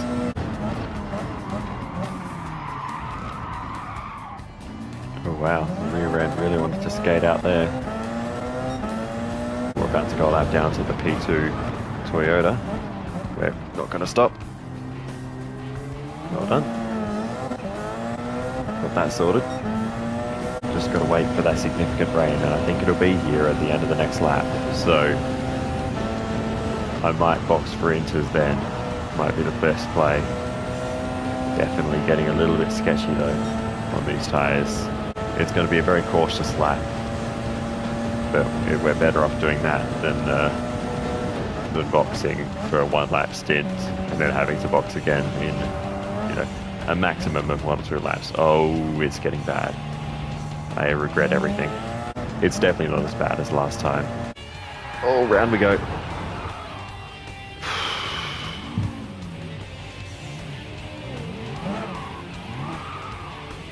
Alright, we're actually able to do a flick spin that time.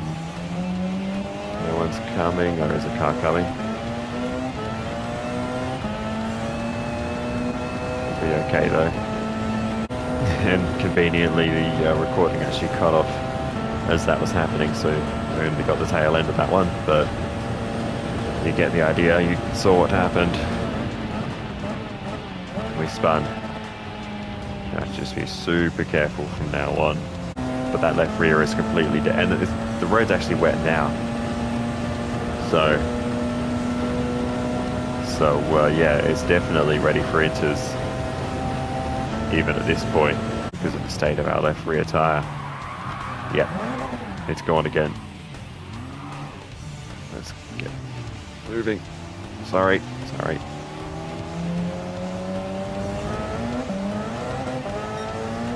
Oh, we're going to get back past them here. That could definitely help us, but that's a big spin. and the barrier too.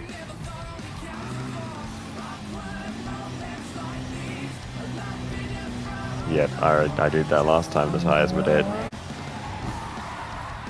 There's just nothing you can do. Goodness me. Well, okay. That was weird. I tried to turn left. The car went right, so I decided to commit to going right instead. And it got reset, so let's just take this nice and easy. Someone's trying to go around my outside. Jag there. There's nothing I can do through the right-handers. I shouldn't have gone on to another lap, but I thought it was going to be dry. If it was, I would have a chance. But yeah, it's blown it now. Oh, come on. I didn't even get to see the... Well, like I said, I think I'm just going to go straight onto full wets, because if it's not full wets time now, it will be very soon. But yeah, that's cost about a minute in total.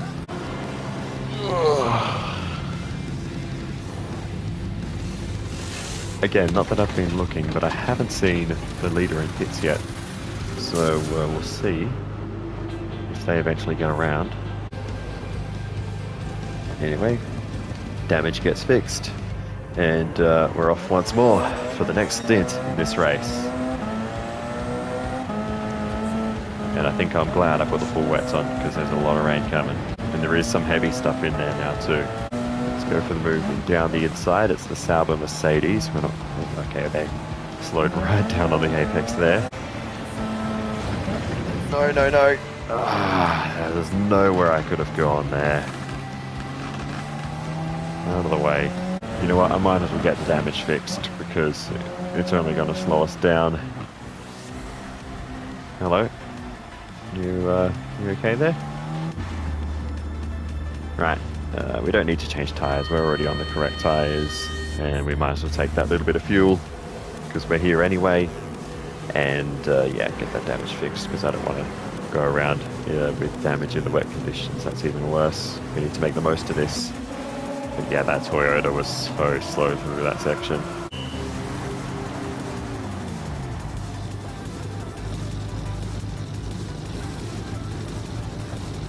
Anyway, damage is fixed, and we're off once more. We do have a penalty though. We don't care about those right now. This is scary, this is scary, this is scary.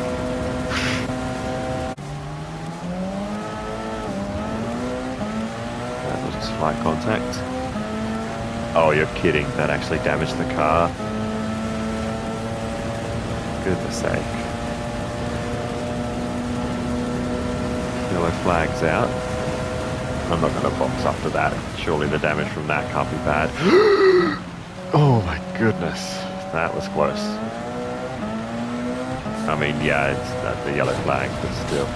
So what happened there could only be described as a Porsche implosion, because we had the 962 going slowly, the 911 smashes into it, and then as the 962, the Group C Porsche, is trying to recover, here comes the 919, just barely avoiding contact.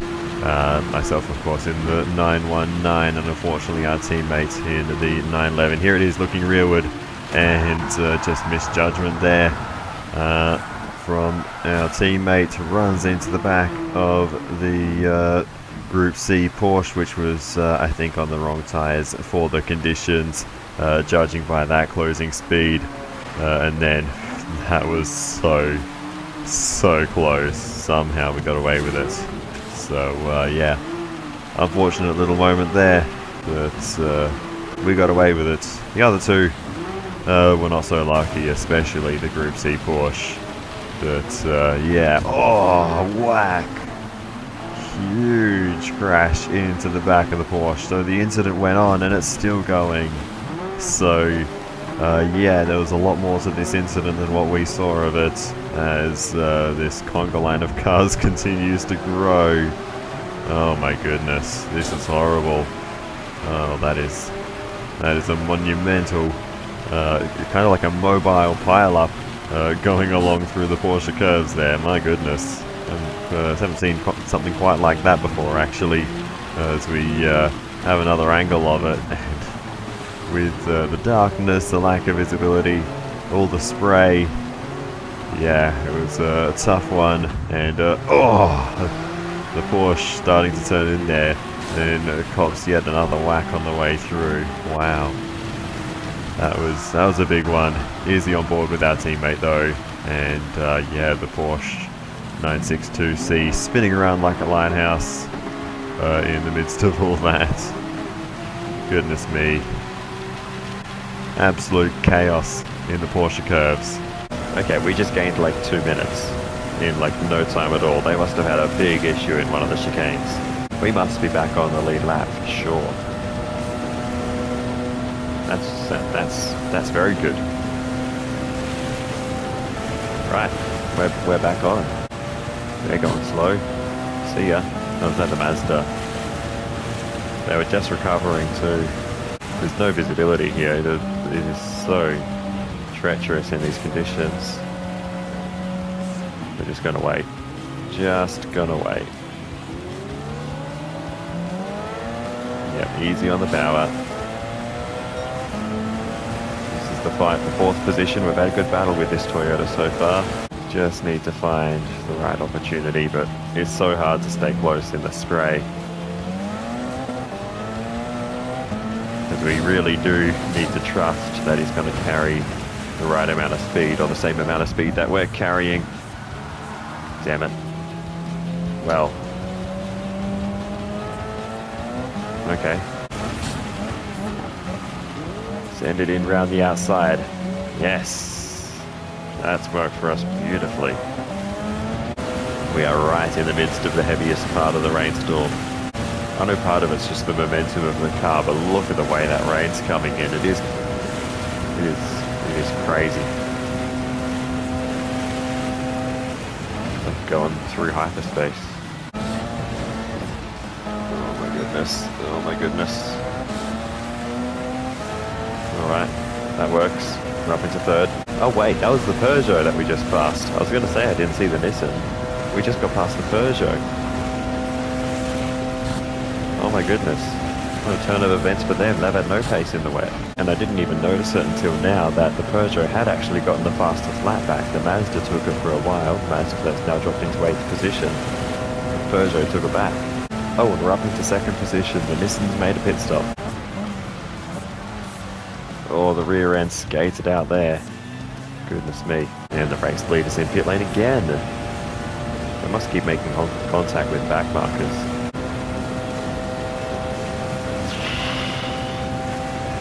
Okay. It'd be nice if you chose a side, but sure. No. That was so slow. I tried to hit the brakes, but goodness me. So the rain will be stopping very soon. The track will stay wet for a while, but we're again, as last time, we definitely gained a lot in this period of rain, in the realm of about 5 minutes or so. And the leaders in pit lane again. Oh my god. Thank you, Mercedes. Really helpful. And they're in again. And they're still on wets. Not sure why I didn't react to this at the time, but heading into Arnage, lap 149, we run straight into the back of the Toyota GR010. We'll get past on the exit, but that'll be more front end damage.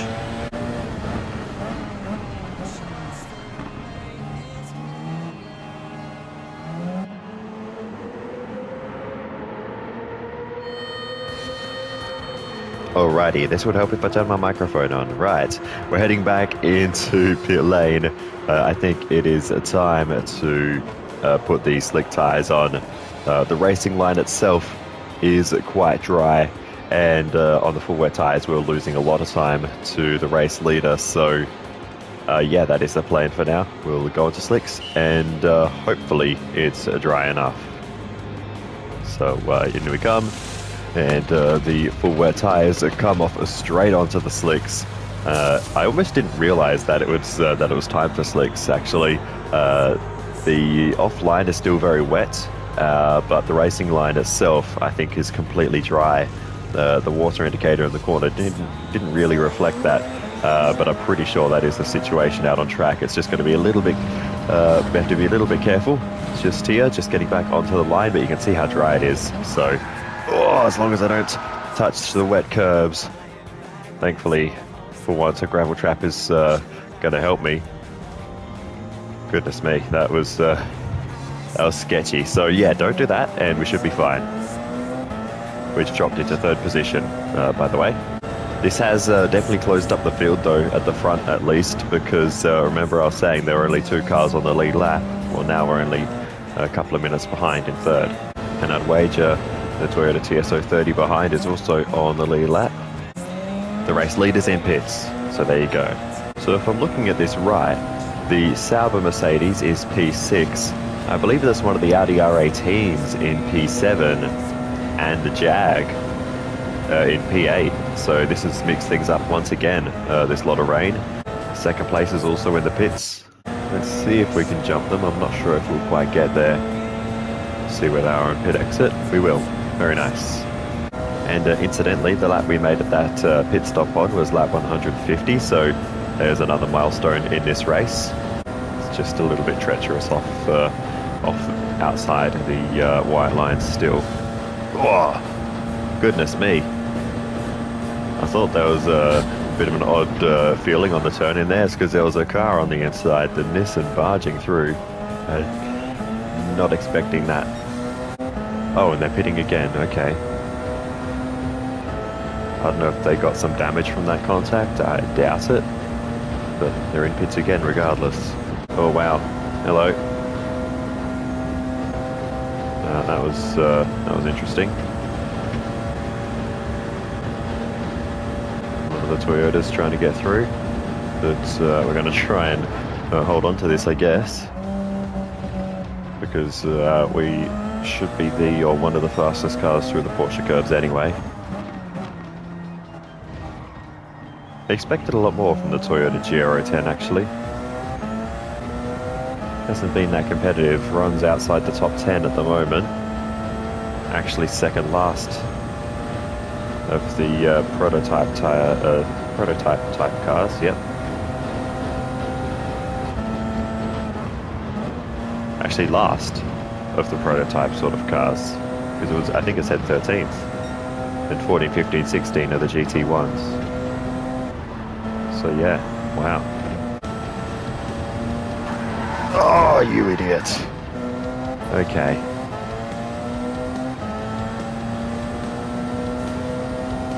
Well, there goes that. There goes literally everything I just said. Come on, you're a lap down, mate. Far out. Right, well, that changes a lot of things. Obviously we're gonna box. And there's a bit more water. Damn it, damn it, damn it.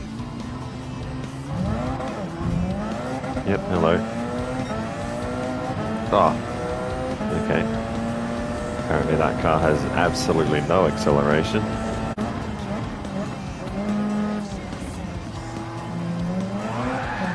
Or I can just yeet myself out of the race. That works too. Yeah, the damage has ruined everything now.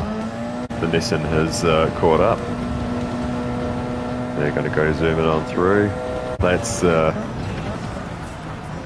Oh wow, there's no traction on the way into pits. It is still very, very wet. I had absolutely no chance of slowing down there. I would have had to slow down on the racing line. We might as well do a full service, because why not? I'm hoping that we come out in front of the Peugeot. If we can do that, then I think we can still be in a good position. But we don't actually have a delta time to them, so Maybe we already are a lap. I can't imagine we're a lap up on them, but maybe. I guess it's possible. Because they were pretty slow in the rain. Nice and easy.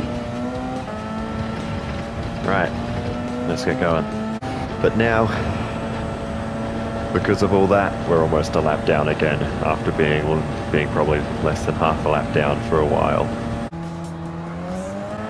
Oh, and the Mazda's gone. He dead. I heard it before I saw it. We even saw it with the TSO30. They spun around at the exit of Arnage too. Oh, and they're in pit lane, so that puts us up into third position.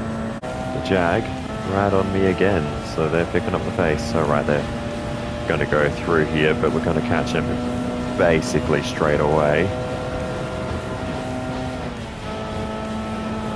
Let's be a little bit careful on the way in. Now I need to pick my moment to try and get back through the Porsche curves. Actually carrying pretty good speed for a Group C car through here. We'll just stay behind because they seem to be just fine actually. Okay, no, they're going to be so slow here.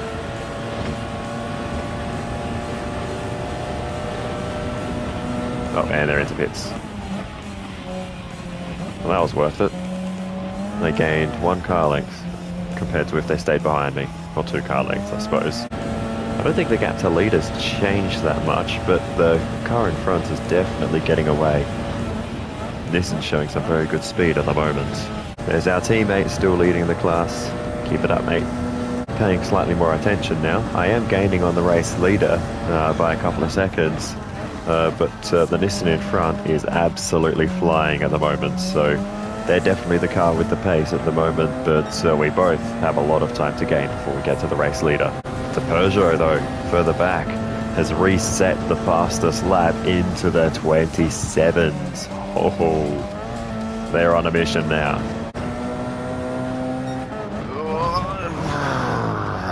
I was hoping they would turn in. Damn it. I knew it was going to be tight heading into there, but I thought they'd be able to carry more speed than that. That was... oh, hello. That was terrible. How long have you been sitting behind me, by the way? Have some of that. I can't even get into 7th gear on the straight. We're going to have to box. As we're having an epic battle here. With a car 10 places behind me. Goodness me.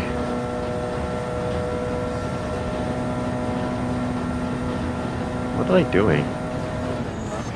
They're literally deliberately trying to be a pain.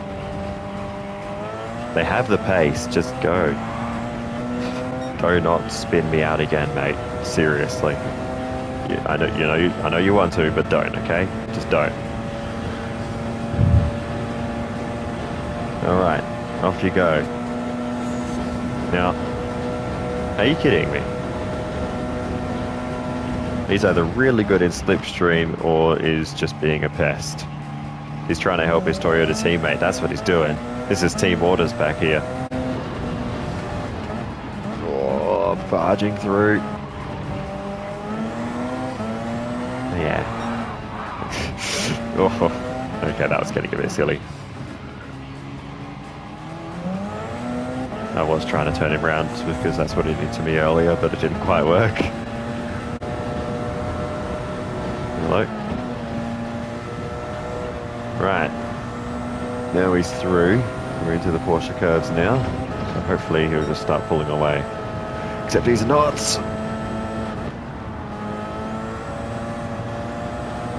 Goodness me. What is he doing? I'm out of here. Just get me away from this guy. Okay, the pit lane is significantly drier than last time. There's actually some braking performance this time. And again, we might as well take the tyres and refuel, just extend this next stint as much as possible. The Toyota TSO30 in 4th position will probably get past us here, I think, but I don't care. I want to get the damage fixed. And I think we're losing pace, generally speaking. I think everyone else has decided to pick up the pace again, the way that looked. So yeah, we drop down into 4th position once more. We'll get the fuel in and the damage repaired, and I think we'll be fine to stay ahead of the Peugeot for now. Still got dashes to them, so we'll be fine. But yeah, that BMW McLaren just got caught out by them, going just way slower than I expected into Tetra Rouge. I knew, you know, it's a GT1 car. It's not going to be as quick as an LMP1, but I thought if at worst, I could just bail out and go straight ahead. In the end, I had to turn left and still made contact. They slowed down so much for that corner.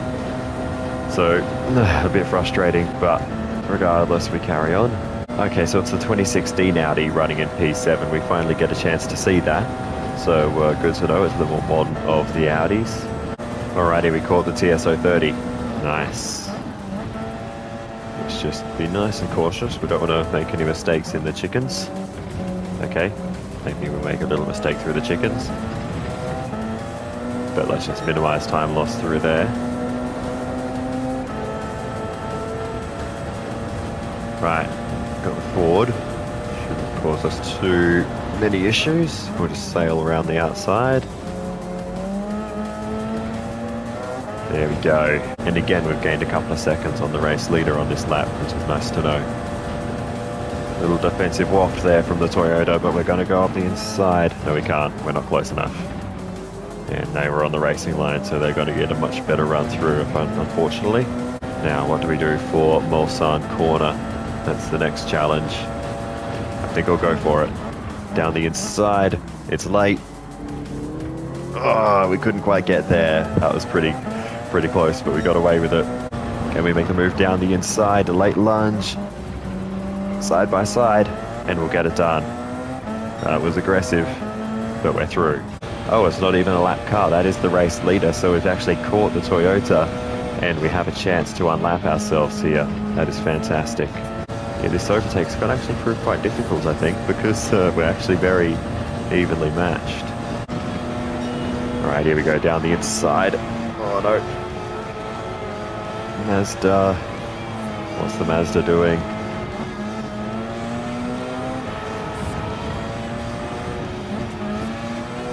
Oh, far out. This is getting hectic. Alright, block him in. Down the inside. Oh, this is messy. Oh, but we still can't get through. Goodness me, this is hectic. Oh wait, they just got held up. Is this our chance? Come on, come on, come on, come on, come on.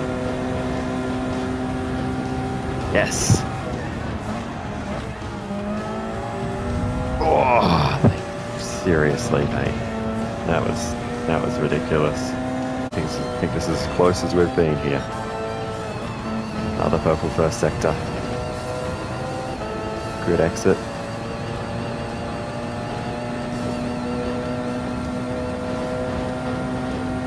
I don't know if this is going to help. Alrighty, another day. We continue on the race to try to get this lead lap back. Once again, I'm going to have to settle back into a rhythm, so we'll be losing time for a little bit, most likely. Okay, we're joining the conga line here, it seems. See if we can out-drag the Jag. We'll take that. There we go. Oh, and the race leader's in pit lane. So that means to say that we are back on the lead lap for the moment. Oh, hello. Nice to see you again. Oh, and the Nissan is in pit lane. I don't think we'll quite be close enough to catch him. Okay. Ah, oh, damn it. I thought they were going to be slower through there because they're always slow through there. That McLaren's running second in class now. Okay, I thought they were going to turn in about 100 years earlier than that. Now I'm just stuck behind them waiting to get through. Here we go, finally. You just go through, okay? Go through and don't come back. Or just be a monkey like you always are. Seriously. This GR010. Oh my goodness. He's gonna just go side by side into the chicane, isn't he? Go through. Good. Now go away. Also should be a little bit concerned about the Toyota TS030 because they're not too far behind me either. And it won't be too long before we go a lap down again to the TS050.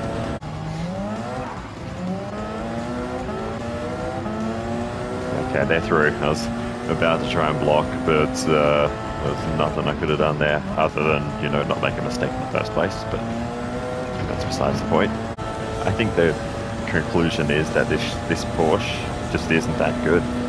I kind of thought it was number one in the corners, but it really isn't. I can't take the same cornering speed as the TS050, which also has better straight line speed even if I'm in map 1. There's nothing I can do.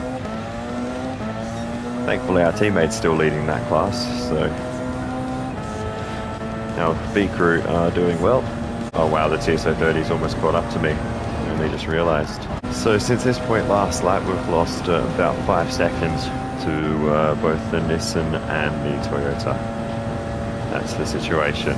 Okay, now I've just caught up to this guy again. Is he just going to be a pest as always? It's getting lighter now. Sun is coming up. Actually a pretty short night time. I mean, we started the race in the day. We're not halfway through yet, and it's already day again. That's really interesting, actually. Are you kidding me?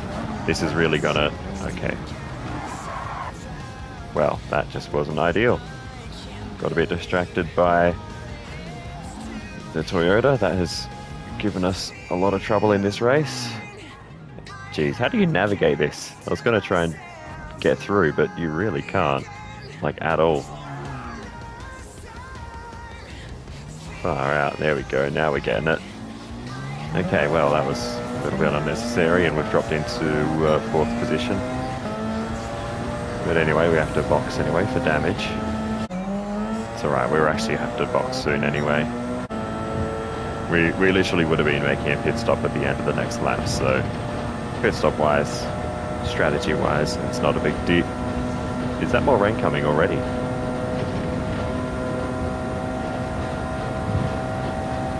You know what? I'm going to suffer with the damage for the extra lap here, because we know that must be a random rain, because with the rain I programmed in, that shouldn't be coming for ages. I mean, we know that won't get here for a long time, but that's interesting. But yeah, I'm going to suffer with the damage for the extra lap. It'll cost a few seconds, but it might save us a pit stop later. That's the hope. If not, what's a few seconds at this point? And interestingly, it's not coming in a straight line like all the others, so that is a random. Let's bring it into the pits. And get the next stop out of the way. That was a beautiful pit entry. More softs on. We will refuel. See what the next phase of the race brings. We'll be at lap 200 by the end of this stint.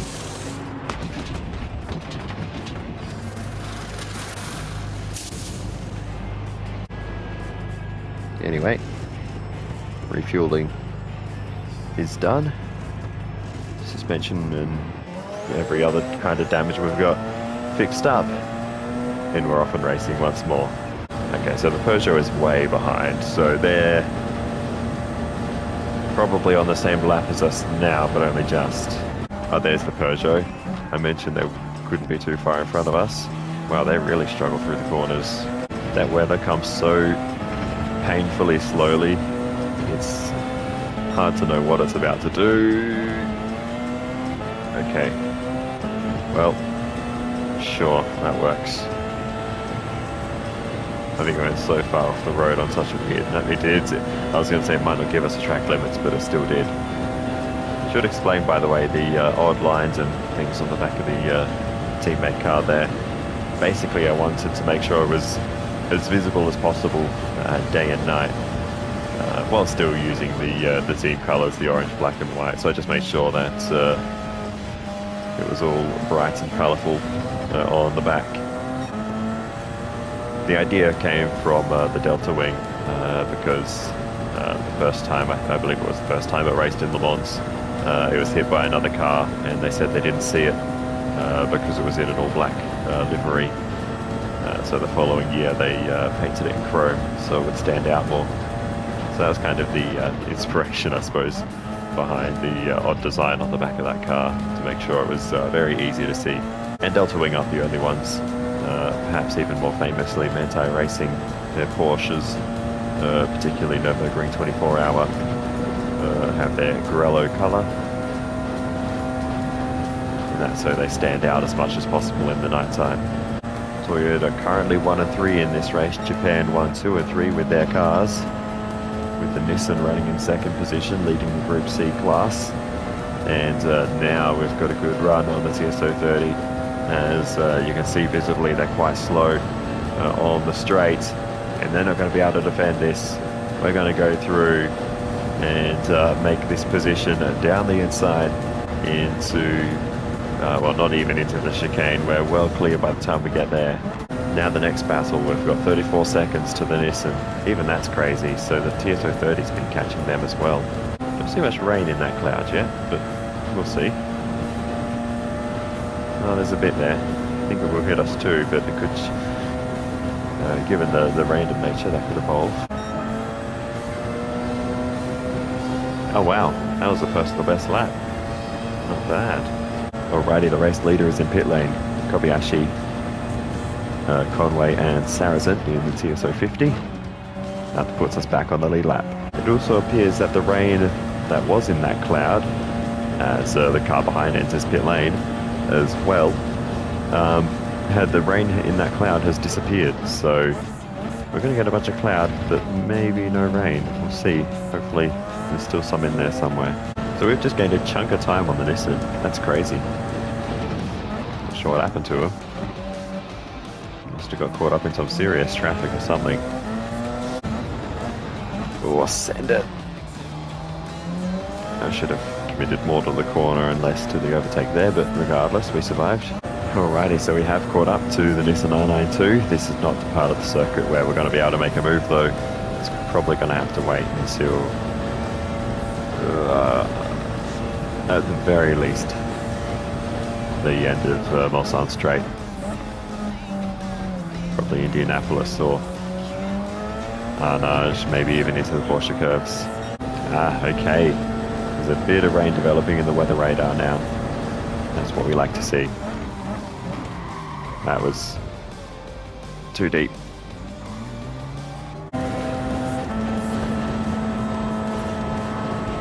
Flat through there, absolutely flat. I have to slam the brakes on though, because that was a terrible line in there. It still hit the wall.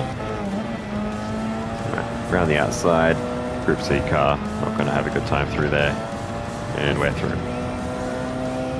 Up into P2 now, ahead of the Nissan R92 CP race car. Just got to chase down the leader now, if we can.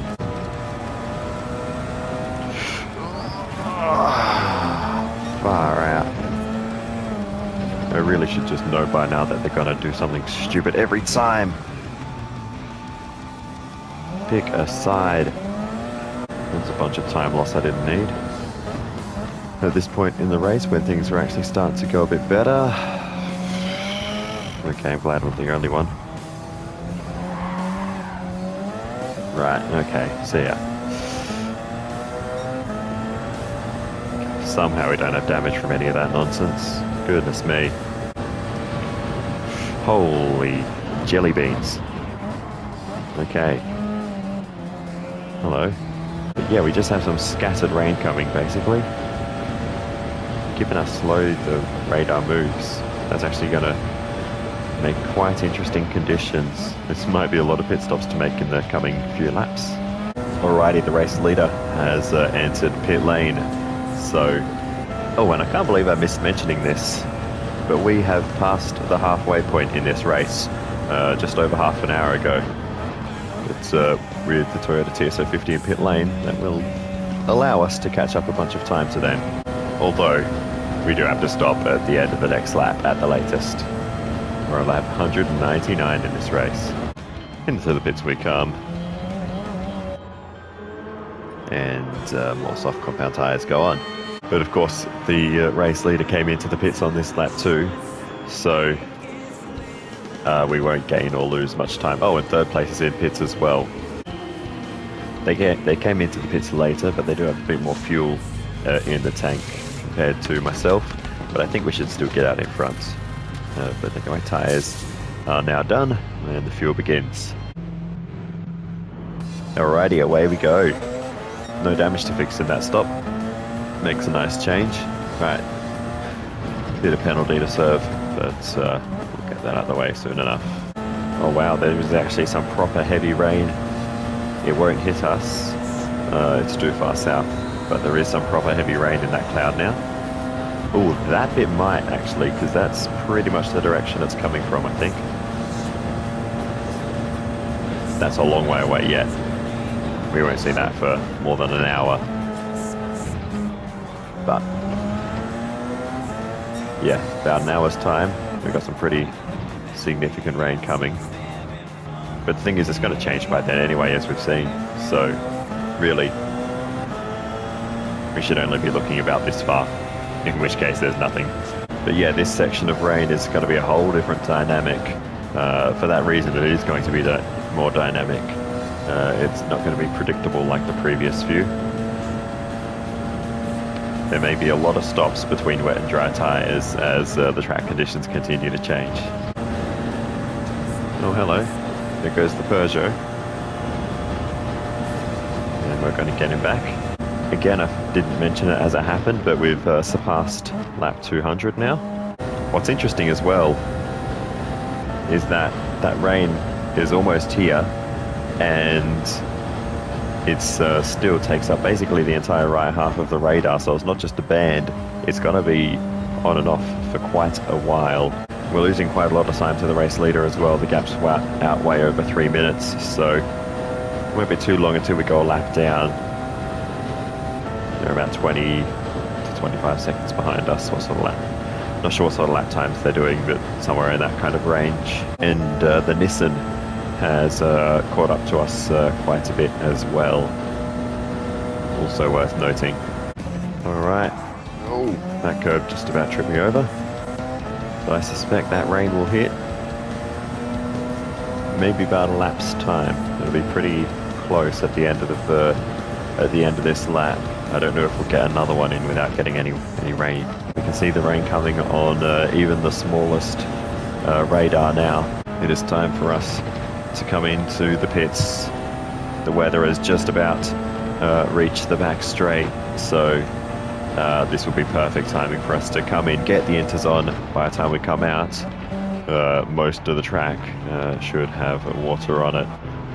In fact, like I said, we're going to go straight to the full wets. It's a bold call, but I think it is a risk worth taking, because I think the track's going to get wet so quickly it'll pay off. And in we come then. We've dropped into 4th position behind the Nissan and the TSO 30, but of course we are switching to a new compound for the conditions. Hopefully this gamble proves to pay off, and I mean, depending how things go, it could be back ahead of them by the end of the lap. But out of pit lane we come then, and yeah, it's not quite time yet. Alrighty, here we go. The rain is coming. The rain is coming down. So that was perfect timing for us, because if we didn't make that stop, we'd have to navigate, you know, probably Indianapolis onwards, I would imagine. Maybe more, maybe even probably from Mulsanne Corner onwards on slick tyres in these conditions. No thank you. I think we've made the right call. Oh wow, there's no turning ability there. Need to get used to these tyres. We did have to handle 1 or 2 corners in the dry, but wouldn't have been enough to put a mark on the tyres. And look at that, we're already into basically the full wet conditions, as we've got a yellow flags out and a slow moving car here, a spinning car there. We'll make our way through. That was for position, by the way. And we'll have a look to see what was causing that yellow flag. It was the Nissan GTR LM Nismo that went surfing off the road here at the second chicane on the back straight. And look at that, absolutely no turning ability, even going so slowly. They can only turn when they finally engage reverse gear after parking up to the barriers there. So yeah, then they have to stop and wait. There's the Toyota spinning off in the background, and as the Nissan tries to regain some momentum, we go sailing on through as well. We put them another lap down to us. Conditions don't seem to be as bad at this end of the circuit. Interesting. Oh, hello there. Right, didn't expect you there. Alrighty, another replay to see. This one was the BMW branded McLaren F1, and in the GT1 class. Been running strong in that class, but spins at Indianapolis, and yeah, we just about managed to get through without contact there. But not a great moment for the BMW McLaren, and yeah, they need to get themselves together for the next sequence of corners and eventually back to pit lane. There's another car off in the background there as well. That might have been the Nissan, but yeah. Oh, and another spin for the BMW. Wowee, it has not been a good phase of the race for them. They are losing so much time as the Nissan slowly meanders through the corner, and they still can't get a turn. So you can tell these cars on slick tyres are really struggling.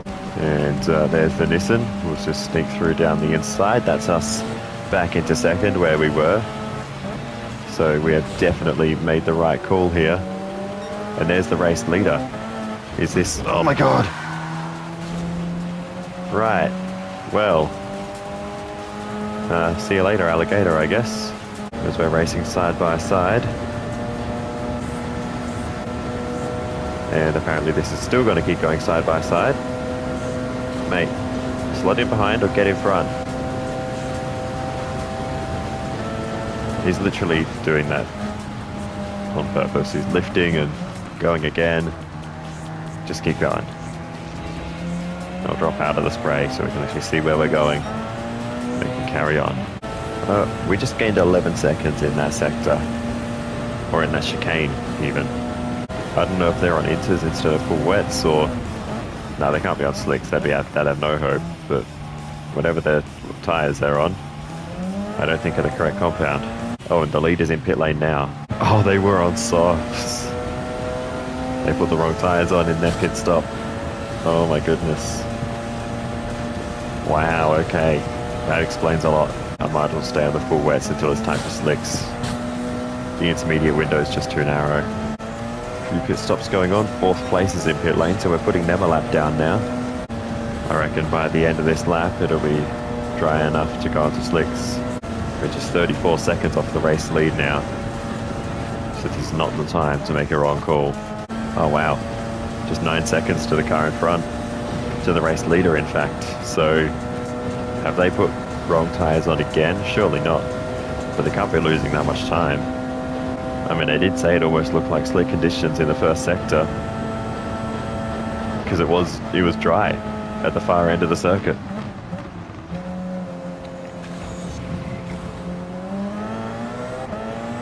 Either way, we're going to get past them. And into the race lead. You know what? Seeing as we have the damage, we've got the race lead now. I think we're going to box, and we'll put the inters on. You know what? No, I abandon that idea. It's almost dry here. I say we go one more lap. One more lap and we'll go for slicks. Do I just go one more even though the track's clearly ready? Or is it? Oh, that was offline there, but... yeah, there's still a little bit of water here. I wouldn't run slicks on this. I mean, yeah, that rain is going to hit before the end of next lap, so I reckon we box for the inters. I don't know, I'm so indecisive. It's really tricky. This is such an awkward window of time. Let's do it. Let's put inters on. They'll survive, you know, half a lap or so when it's pretty dry, but that rain is coming again. Looks like almost put mediums on. Let's go intermediates. I almost went the wrong way there. Could be actually Conway. Saracen in second position as we get our tyres on, and we'll get that fuel tank topped up, get that front end damage fixed as well. If it wasn't for that, I'd probably just stay out because we need to be on the full wets in a couple of laps anyway, but seeing as we needed that front wing damage fixed, I thought we might as well come in, and we remain in the race lead. Oh, as second place comes into the pits. But anyway, bit of inter-class action here. I've got all three different classes. Oh, that got a bit tight. Fighting for, not really for position, but we had a GT McLaren and a GT1 Mercedes, as well as myself in the prototype. All fighting we get through on a both eventually, of course. And there's the Sauber Mercedes. They tried to get past, but went off the road. Goodness me, that was close.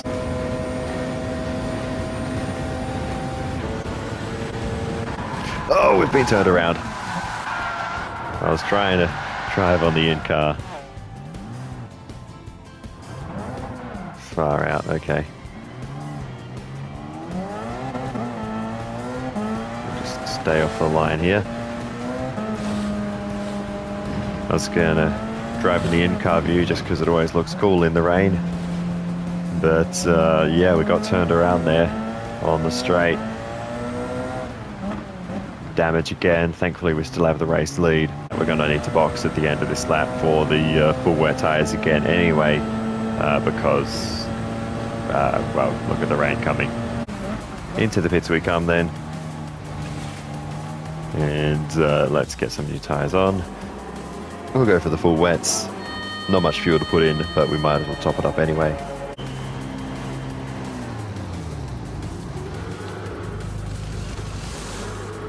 Alrighty, new tyres go on, the full wets.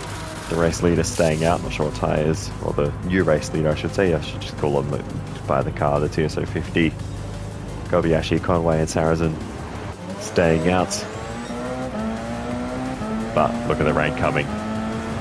This is a no-brainer. Of course we're going to box for these conditions. The racetrack is now cloaked in rain once more as it continues to pour down. The surface is it's definitely wet enough for the full wet tyres, and now the rain's even getting heavier.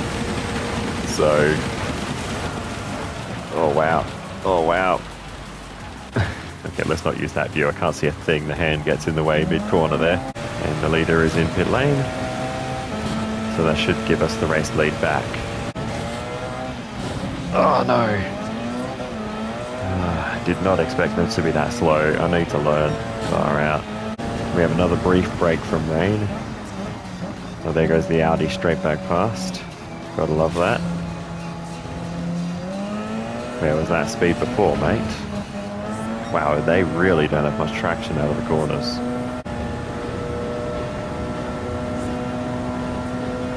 This guy cannot keep it in a straight line. Look at those wheel tracks. Over here, over here, over here.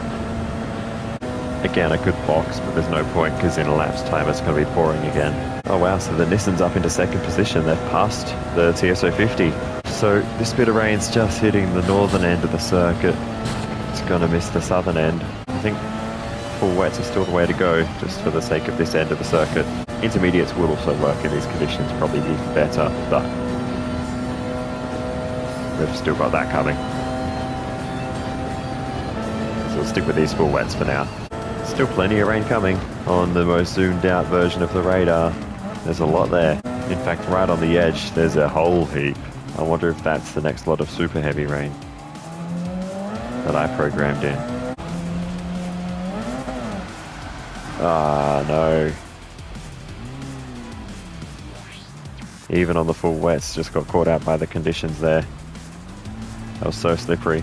Yeah, it's so slippery at this end of the circuit. We're definitely still on the correct tyres for this. It's absolutely chucking it down once more.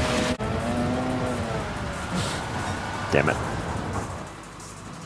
So a few mistakes at this phase of the race, unfortunately. It's just what's happening right now. But I can't complain, really. We have the race lead, and that's something we haven't really been close to for a lot of this race.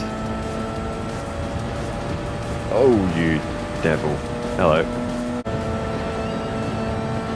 Oh wow, there goes the Nissan. No chance of getting back up the inside. They are flying. Looks like it's going to dry up for a while until the next bit of rain, so it's not worth the risk on slicks yet. But we're not far. I reckon we should try and put some inters on. This part of the circuit will take a while to dry up, especially because there's still a tiny bit of rain around. Whoa.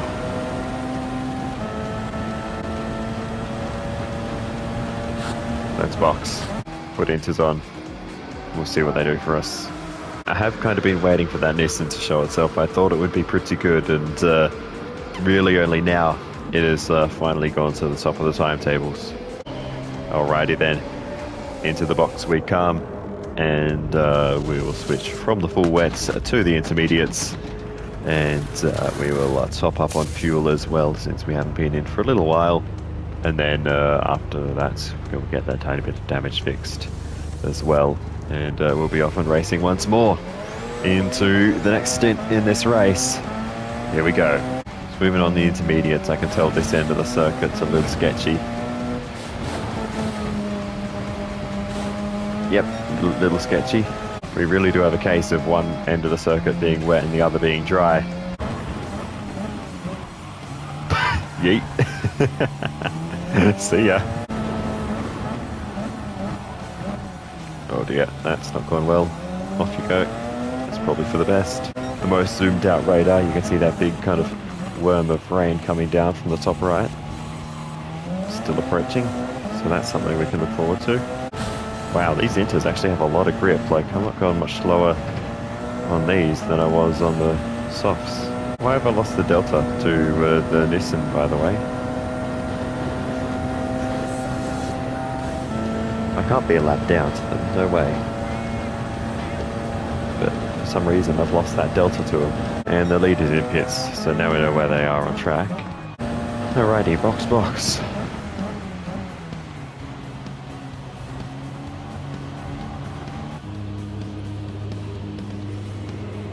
We'll put the full wet tyres on. I don't know what the Toyota went on to, but I don't know what the Nissan went on to rather, but we're going on to the full wets.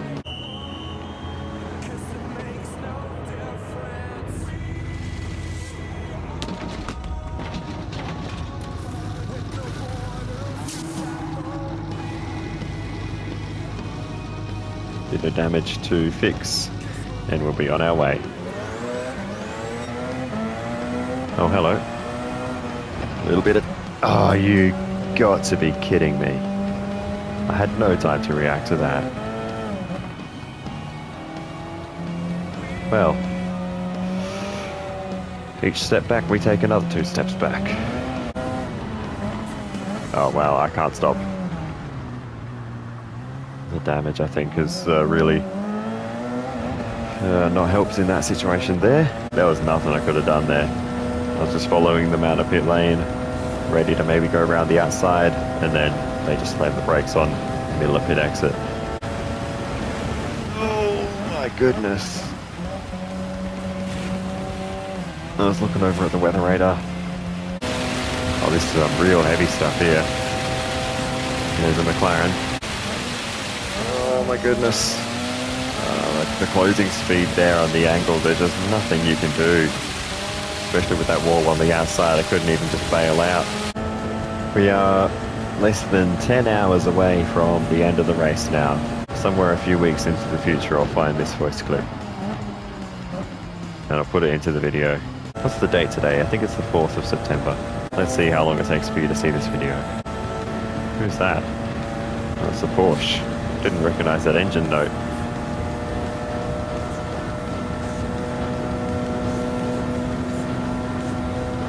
This guy. Are you okay, mate?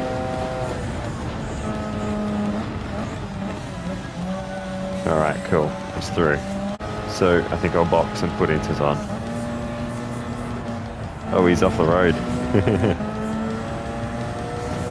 So into the pits once more. Intermediate tyres for this stop.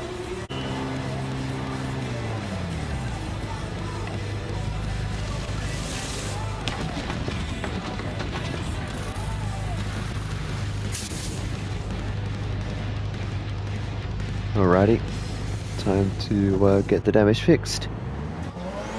And we're out of pit lane once more. We almost could have gotten away with the tries.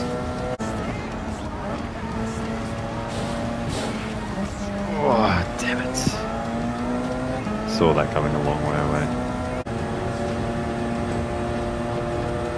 Alright, there goes the TSO 50.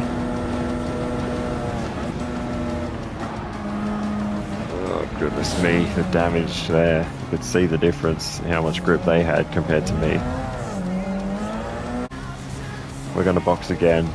That rain actually looked pretty close. I looked down at the last minute. I think we'll probably get a lap or two out of slicks. Alrighty, in we come. It is going to be new set of tyres. And we'll fix the damage. No fuel going on this time. There's hardly any point. And we'll get going once more because we'll be coming into the pits very soon. I haven't looked at the long range forecast for a while. Still looks like there's plenty coming. Yellow flag. Let's be careful. Never mind. Being careful was terrible. And the cause of the yellow flag was this Toyota TSO 30 once more losing control and finding themselves pointing in the wrong direction there, and tries to get it turned around behind the barrier there, and they eventually get going once more as we had our own half spin at that corner just a moment later. So tricky section of track down at Arnage. So the rain's getting close. I think we'll just be able to squeeze another lap in before it gets here. Risking it a little bit, but anyway. Well, that's hindered our progress. That's even worse.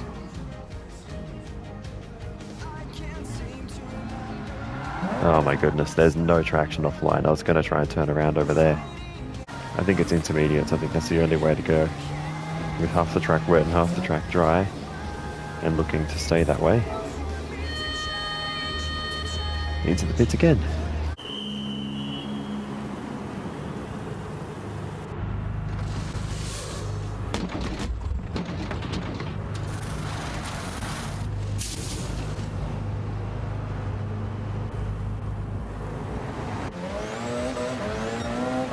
Right, on we go. Now these intermediates are actually handling alright in these pretty wet conditions. Bit of a snap there. I forgot to make note of this at the time, but as you can see, basically dry at this end of the circuit, and then some extreme rain about to hit the northern end. Now it's going to rain at the southern end of the circuit in a minute. Okay, we're going to put a lap on our teammate and the fourth placed Peugeot at the same time. We'll get to that worm of rain soon. You can see it coming up. Alrighty, another day. Another bunch of recording to get done. Hopefully I can finish it tomorrow, is my hope. We're on intermediate tyres right now. And it's about to come down real heavy in the middle to southern part of the circuit. I wonder if it's worth putting the full wets on. I only made a pit stop like 2 laps ago. In fact, looking at that, I made a lot of pit stops recently. I think it's probably worth just sticking with inters. And yeah, the racing line will dry up again pretty soon. Because yeah, inters are perfect on this surface right now. The rain doesn't seem that bad. We're not in it at the moment, but we're about to get to the part of the circuit where that rain just hit. So we'll soon find out how bad it was. I'll tell you what, it's raining harder outside in real life than what it is in the game right now. that was scary. Scary. The Viper's not last. A lot of pit stops going on at the moment, and a bit of change in the top 8 as well. Actually both Audis have moved forward, because I believe that's the older Audi now sitting in 8th position. Oh well, we might catch the Nissan anyway. He's right here. So, is this for position? Let's just take this nice and easy, because he seems quite slow. Not sure if he's got the optimal tyre compound on. But anyway, we'll go past. And it is for position. We're into the race lead. So that, as he puts the power down now around the outside, so he's just clearly struggling for traction, but no lack of speed. We're struggling a little bit through there. But yeah, that was for position. So we're back into the race lead now. I actually wasn't expecting that. Okay, the delta's even more broken than it was before. It says minus 99 minutes now, so I do not know what that's about. Oh, goodness me. Hello. Oh, traffic. Okay, well, can I have some space? Thanks. Really appreciate it. I've already missed the pit lane this lap, but I think I'll come in on the next one, because yeah, we got some pretty slick conditions to deal with now. Alrighty, box. Hope I've hit the brakes early enough. Perfect. Good. Okay, that's going to be a corner cut, but whatever. We're fine. Full wet tyres on, because we have some proper rain coming soon. I'm watching that number in the top left fluctuate. It must be minutes, because the last 2 digits are changing too much. So they must be seconds. But it is broken, so who knows what it is. Either way, we've got our wet compound tyres on, and we are just going to top up the tank, fix that bit of damage that we got when we got caught up with those couple of cars through the Porsche curves, and we're off once again. Penalty deserved, of course. Have a look at this. This is several laps of super heavy rain that we have here. This is the second most zoomed in radar setting, which shows about 2 laps in advance, and it is full of heavy rain.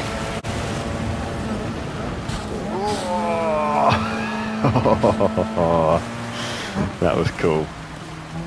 Scary, but cool. We're still fighting it out with the Jag. Alright, let's just let him go, because they're going to be quick along this straight regardless. We'll probably get him back to the Porsche curves.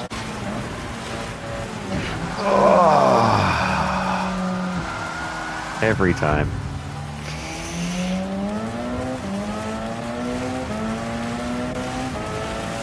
Oh. Okay, what do I do? I'll stay out, because to be honest, we're going so slow in these conditions, I don't think it's going to make a huge difference. I did look up the Le Mans lap distance record, or the total distance record. The lap record is in total number of laps. It's actually tied between, I forget the year, it was Helmut Marko and a Dutch name that I'm not going to try to pronounce, who completed 397 laps. That was, of course, at a very different layout of the circuit. But anyway, 397 laps was replicated once more in the early 2010s by one of the Audis. It was Mike Rockenfeller and a couple of others. I forget who else was in the car. Again, I'll put it on the screen. But because there was a longer variation of the track, it is that race that stands as the longest in total distance. Helmut Marko's sits third. I think the one in between is also a more modern one. I think it was 395 laps, which was the Nico Hulkenberg one. We've got the pressure on us at the moment. I think it's the TSO30. It is in third position, getting their lap back as we get track limits. This is a little bit dodgy. Alright, we're going to get back through here, it seems. Because they are being blue flagged. And, oh wow, now it's all going on. Got the Audi involved as well. Audi, Porsche, Toyota, what more could you want here as we head into the braking zone? And we should hopefully be able to hold them off. We bulldoze the chicane there a little bit, that's fine. Audi moves out of the way for the Toyota because, again, they're being blue flagged. And here comes the Toyota once more. This time we're going to stay well out of the way and hopefully they'll be able to get on with it and they won't lift off for us. But yeah, that's definitely the older Audi behind us and the Porsche. Goodness me, that is Group C Porsche into the top 8 now. Awesome stuff from them. Oh goodness me, we cannot stop. Oh, yellow flag. Who is it? I'm not sure if we'll even be able to find out. Well, the yellow flag actually started in pit lane. The Sauber Mercedes team decided that this was a good time to put the soft compound tyres on the car. And as you can see, it's not really going too well so far. They, immediately find a little bit of trouble down at the Dunlop chicane. They get going again, but yeah, that was the cause of the yellow flag. The heavy rain is just about to stop. It's easing off at certain parts of the circuit now. But of course, the water in the sky is one thing, the water on the surface is quite another.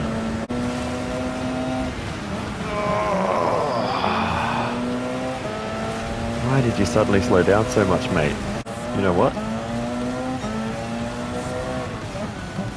The racing line is already starting to dry slightly. I say we just go for the inters now. Onto the inters. Yeah, look how much more wet the pit lane is.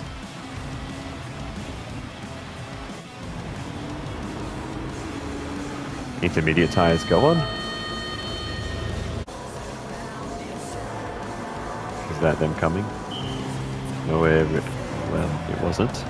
There it was. Okay. So there you go. Nissan does not make a pit stop. We're going to go on to the intermediate tyres and top up that fuel tank. It's a few seconds of fuel to go in, but not too much, as we have been pits fairly recently. And of course, we'll get the damage fixed. And we're off once again. Oh, our teammate's only second in class now. What happened, buddy? Ooh. Gee whiz. Alrighty, and there's the Nissan. Sweet. Alright, let's see if we can make the move down the inside. Oh, they're going into pits. Well, that solves that problem. Oh, understeer. Well, I don't even know if that's understeer. That's just aquaplaning in the conditions. Oh, dearie me. Meanwhile, this guy's having a moment. Whoa! You okay? You're not okay. Wow, okay. It actually won't be too long until we can move on to the slick compound tyres. Just looking at the car in front, a notable lack of spray in a few zones. Oh, that got a bit close between those two. Audi's a bit all over the place there after that moment, and now they're going really slow. Wonder if they had a hit. We'll go around the outside. Oh, I can't stop. Okay, I think I know what happened to them. I think they just got onto the wet stuff, and that's why they were so slow. As we continue on, the Nissan does catch up to us eventually, and oh, that turned us straight into the wall, into a massive spin there. And we actually recover from that pretty well, but that's massive damage, big contact with the barriers, and yeah, we have to recover from that. Here's the onboard with the Nissan, just drove straight into us and tipped us into the wall. Not much more to it than that. We have looked from our onboard, and we were moving across to the right slightly. That's just the racing line there, but they had more space to work with that they chose not to use. Oh, yellow flag. Don't know who that's for. Was that for the Nissan? Who's just here? There's the Mazda there, but there's someone else right in front of them, which I think was the one that caused the yellow flag. No, it wasn't. It's a 2 for the price of 1 in this yellow flag. The Audi R18 2011 and the Toyota GR10 are both spinning off the road at Arnage there. The Audi recovers relatively quickly, gets a whack from the Mazda as they recover. The GR10 takes a little bit longer. Here's the onboard with the Audi, just loses control at that very tricky zone of the circuit. Bit of a post-spin contact between the two, but two initially entirely unrelated incidents until the little recovery phase there. Here's the onboard with the Toyota. Just got a bit excited when they saw the Audi spinning and spun themselves, and then drove into the wall for good measure as they tried to get things pointing in the right direction once more. So yeah, very weird incident with those two cars. And then here's the Mazda as the Audi recovers, whack straight into the back of them. Nowhere to go for the Mazda. Radio, box. Pit lane is still soaked. Softs on.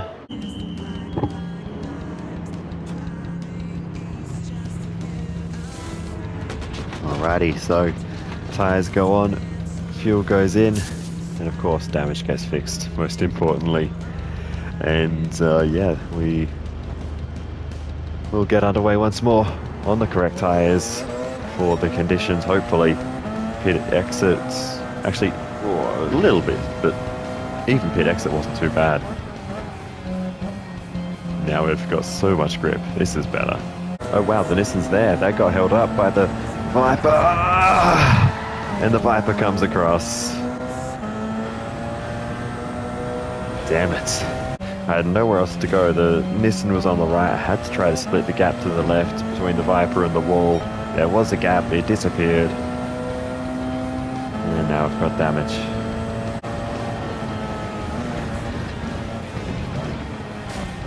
Oh, bugger. Well, if I wasn't going to pit before, I definitely am now.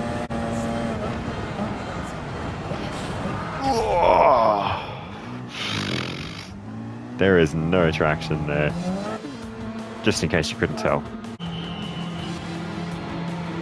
Alrighty, in we come to the pit box, and we'll get, once again, tyres and fuel. The race leader is in pit lane as well. They're coming out ahead of us by a few seconds. Maybe 10 seconds or so up the road. A bit more because we have a penalty. Okay. Slow Mazda on the loose. They really struggled on pit exit there. I mean, Group C cast, probably slick tyres in wet conditions, so can't really blame them, but yeah, that's sent us scrambling through the wet stuff as well. We've lost a bunch of time from that too. Oh, that was a squeeze by the BMW there. I can't turn, I was on the wrong line, wet stuff on the inside. A couple of laps though, and that little spot of rain there might hit us. It's going to make things interesting. Oh, there's the Nissan, we've caught them again. Interesting. Are they going to be slow through here? No, they're going to keep the speed up. And there's no way through, they've just got the top speed. They don't have the braking performance though. Almost landed into the back of them. I ran wide, they ran wider. We just about avoided contact there. Goodness me. Pushing each other too far there. And now that rain's going to hit. Oh, thank you. Old mate's put his wiper on. With that sort of rain, we're boxing. We're going on to inters. I'm not going to take a risk. And put myself... Oh! Yeet. Oh my goodness, they were... I mean, I was too quick. I won't say they were slow. Intermediate tyres go on. The Nissan is also boxing. They have one less percentage of fuel to put in, which is like 0.2 of a second, so that's not really a concern. But that does sort of... did we pit in the same lap before? I think we might have. So it does indicate that they do have a bit better fuel economy. Did we not get damage? Or did I just completely miss them fixing it? Because we slammed into the back of that Mercedes. And we are back out on circuit. This is the end of the track. That was not really set to get rained upon. Alright, we should be getting into the rain zone soon. Yep. We made a good choice. We absolutely made a good choice. It's so interesting having to think about these things. We made the right decision there, so that's a good thing. That was so close to a disaster. I mean, we still lost a lot of time, but that could have been so much worse. There's some heavy rain northeast of us, but I think that's going to miss. Visibility is at an all-time low in this traffic. The Nissan... Oh no! Hello, hello, hello, hello. I was going to say, the Nissan's caught up behind the Nissan there. We got caught up behind the Nissan. Didn't affect the battle with the Nissan too much. Nah, it did actually. We're going to make the move. Nissan's in the pits. They're on full wets. Wow. We'll just deal with the damage until it's time to go back onto the slick tyres, I think. We don't need to worry too much about the first sector. It's all dry here.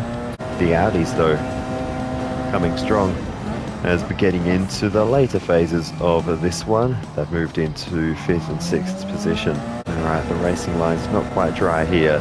I was thinking, I was continuously looking back throughout the lap to see if the racing line or how much water spray is coming off, and yeah, there wasn't really much until this part of the circuit. There's still quite a lot, so no slick tyres yet. But here it's definitely dry enough. So that bit of rain I said is going to miss us. It's only just going to miss. It might just get the northern end of the circuit. Whoa. Okay. That car was catching so fast I wasn't even looking for my braking point. Oh my goodness. Mazda. Calm down, mate.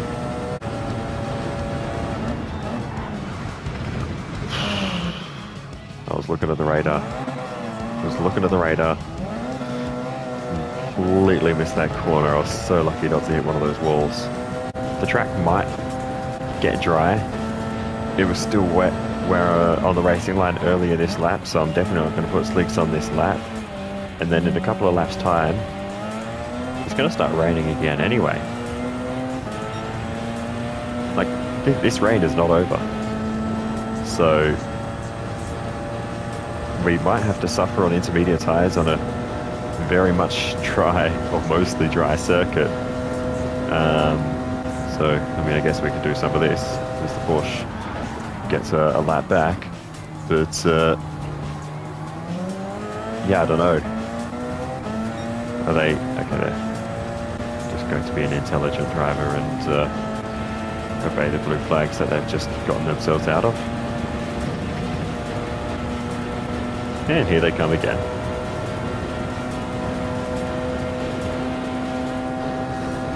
No, stay in front, mate.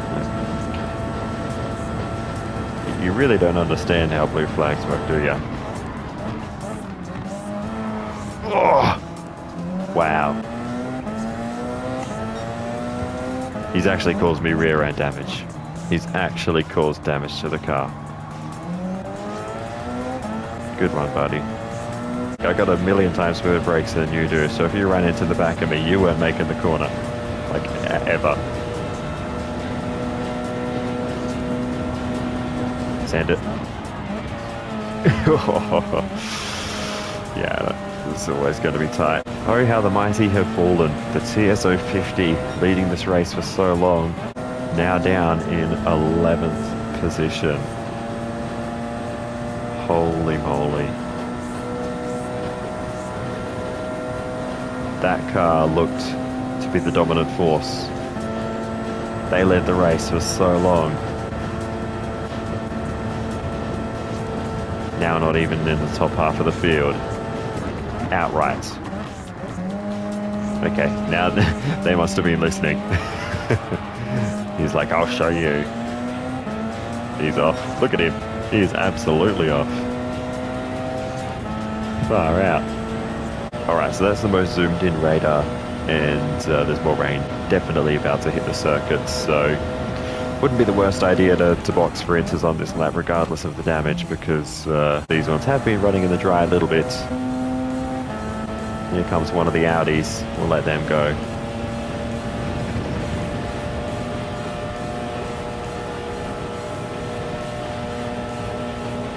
What is this, Cozy? Into the bits we must go. Yeah. Inters on. Into the box then. And we get that new set of intermediate tyres on. And the fuel goes in. Damage gets fixed. Thank you once again to old mate for damaging the car, and we're off and racing once more. And look, it's already much gloomier than when we came in, and it's wet on the racing line again. There's the Nissan. Oh, he's cranking it sideways all right. I don't know what tyres he's on, but if he's on worn inters or even slicks, that would explain that moment. We'll get back through pretty easily, and hopefully we can drive away on this lap. I can't confirm, but I have a feeling, as there's a yellow flag out, that we're probably going to get a penalty for that. Oh, hello. That's one of the Toyotas. But yeah, we did get a penalty for that. I have a feeling that the CSO30 is on the lead lap. They're in pits now, going on to the full wets actually. Probably a little bit of an overreaction. These are intense conditions for sure. But it's getting heavier.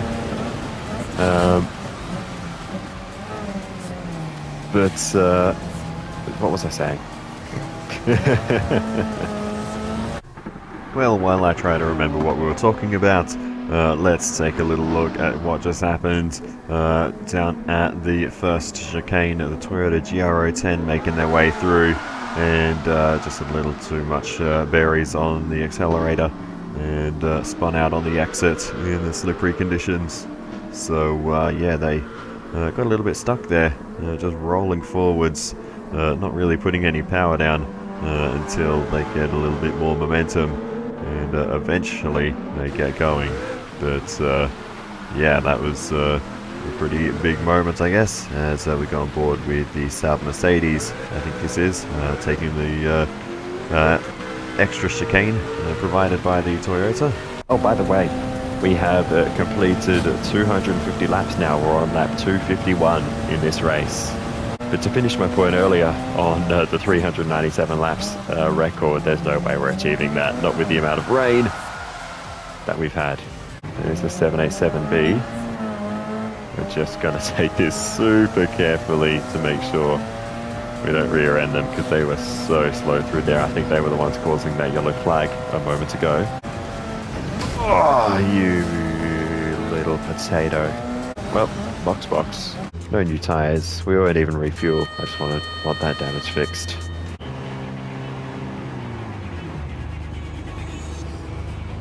Let's just roll through, get this damage fixed, and roll out once more.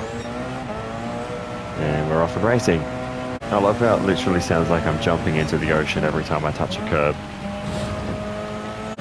And the Nissan and the Toyota are both into the pits. It has happened. The positional switch between the Nissan and the Toyota. Oh, by the way, we have passed the 2/3 mark in this race. I think I underestimated how good intermediate tyres could be earlier in the race. You know, I was always sort of full wets or dries, trying to skip the intermediate stint, but especially in these changeable conditions we're getting now, on the 50 kilometer scale radar, there's not really much coming for us. There's that quite severe patch, sort of east-northeast, that might get to us. But if we go to the fully zoomed out radar, it is coming to an end. This has been an extremely long period of rain, which is good. I appreciate that. I was saying earlier I would not have picked the Peugeot to be the car to beat. Look at them. They've been, they've been to the top, they've been down to P5, they're back up into P4. With the Nissan dropping back, who knows, maybe they can get another one. And they might get back on the podium. But even more so than not expecting the Peugeot to be the car to beat, look who's second. It's the Toyota TSO 30, the 2012 Toyota is second in this race now, only behind myself. They're into the pits now. There's actually a tiny little spot there forming, so I'll keep an eye on that one too. There's still a little couple of things to keep an eye on in this race. Not quite safe yet from the weather, as the BMW is pushing the Nissan. The Beamer still leading that class. Down the inside he goes, putting the move on a car that led this race strongly for a long time. Now sits third and is about to lose the lead lap. That is the situation here. We may have taken the hard way there, but anyway, we're through. And now the circuit is starting to get reasonably dry. Not here. Hello, hello. Rightio. That Mazda is by far the scariest. Even if it's fast. It's fast behind and very slow in front, if that makes sense. So I think the delta to the Toyota might also be broken. It's been saying 3 minutes 55 for a while. This has been a very interesting phase of the race though. So many times this race has changed in the last few hours since all this intermittent rain has come and gone. I reckon it's time for slicks.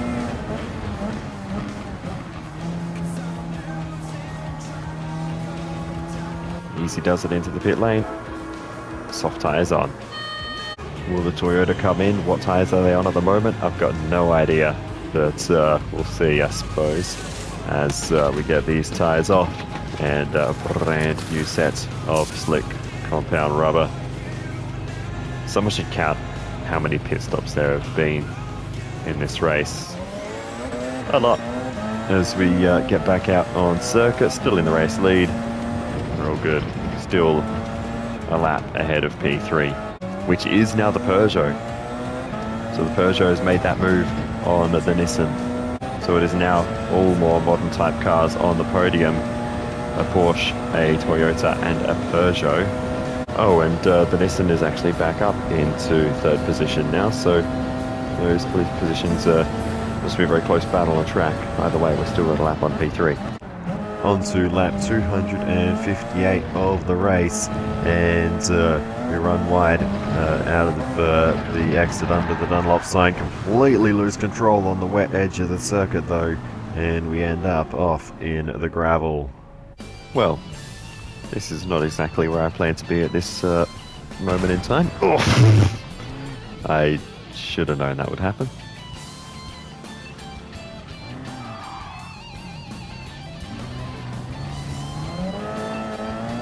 Oh, hello, Nissan friend. He's back on the lead lap now, I guess. Not for long. Or a little bit longer. He can't make up his mind. Thankfully, second place is in pit lane right now, so we should be able to box and fix the damage and come out in front of them pretty easily.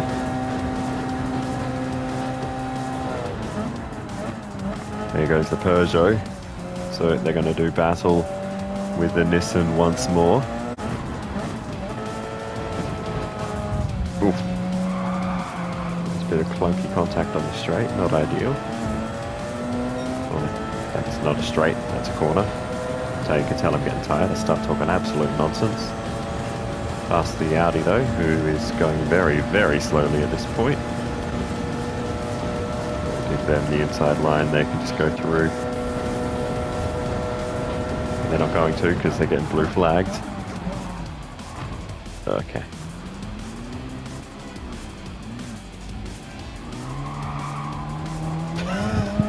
He tried. Oh wait, that's not even the Nissan. Goodness me, this is ridiculous. Oh. Got on the wet stuff and just couldn't turn or brake or really do anything. I can't even go forwards now. The Audi is probably the car that we wiped out coming back onto the road, given how slow they are right now. They're a lot faster through here. I swear the game's listening to me. As soon as I say particular things, the other cars go faster. I can barely get into 5th gear, goodness me. The engine's daft. Alright, soft tyres, fill it up, fix the damage. You hear a car coming. I don't know if it's the Toyota. I'm not familiar with the exact engine note of the TS030. It was. There you go. Alrighty. Well, we've got work to do then. Tyres come off. Tyres go back on. Fuel goes in. And damage gets repaired. Right. Off we go again. Are we going to have a delta to the Toyota? I'm guessing we won't.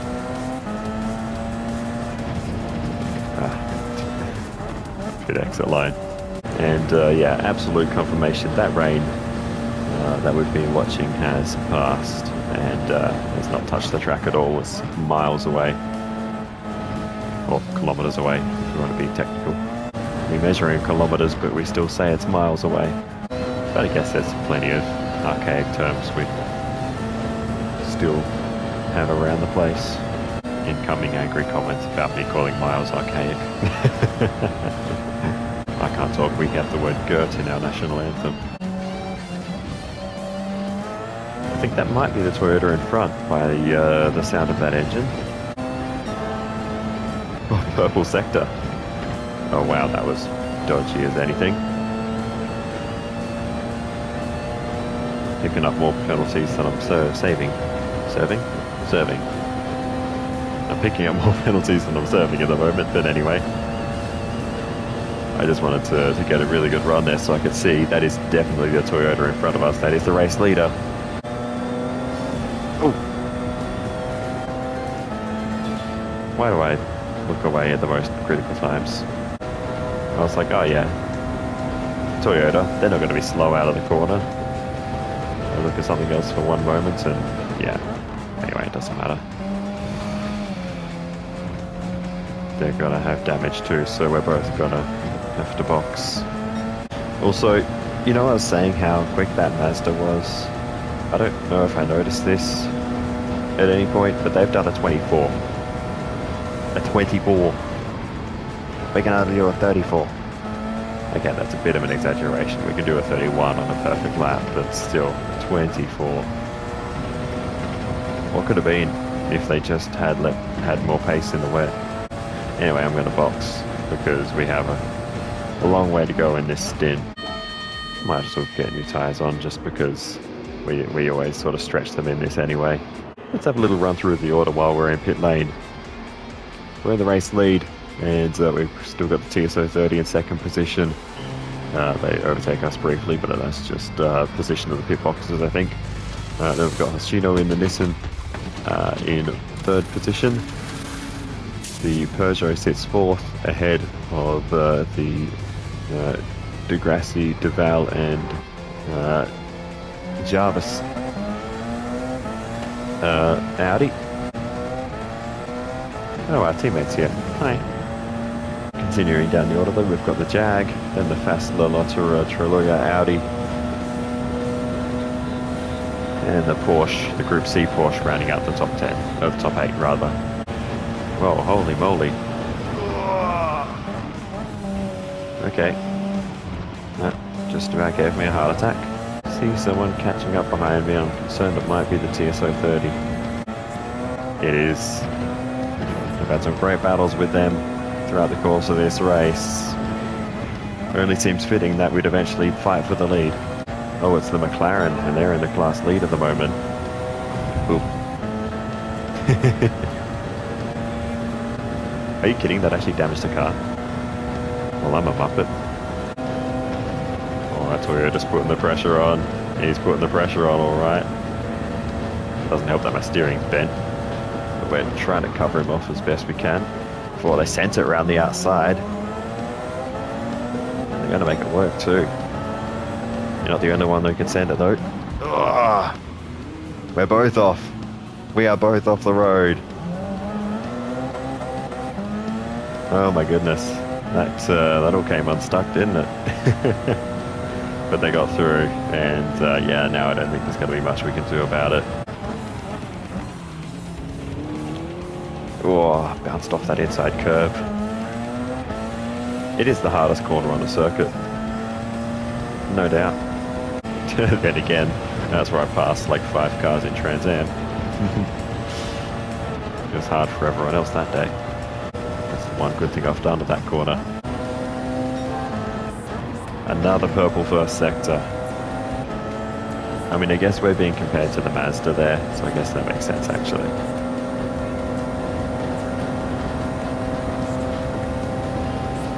Alright. We're through. We're almost through. We're almost through. We're almost through. I was hoping to try and cover the inside. Too deep. And they're through.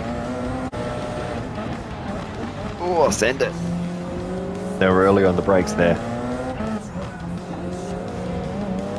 Alright, took a lot of that inside curb. Is that going to give us a good exit? Not really. About the same. Slightly better. Nice toe. They're going to give us the outside line here. And we can't hold it. Incidentally, the rain has fully left us. It's all on the west half of the radar now. All the cloud is gone. Send it. Send it, send it, send it. And they switch it back, of course. That was too deep. On track limits too. Seriously though, we have been on the tail of this Toyota for so long now. Almost making overtakes so many times. Oh, and there's the opportunity down the inside as they get held up by their own teammate, essentially, the TSO 20 there. And we're through. Actually, if he's got damage, he might make a pit stop here. Keep an eye out for that. Yes, he is boxing, so that means I will stop next lap and fix this damage, so then I don't have to deal with it anymore. Alright, well, into the box we come then. Right, into the box we come then. Right. Into the box we come then. Soft tires will go on, and we'll fill up with fuel and fix the damage. But of course, after that spectacular failure of a pit entry, I believe the Toyota will be getting past us very soon. Not them. There it is, I can hear it. I know that engine note now. And there it goes.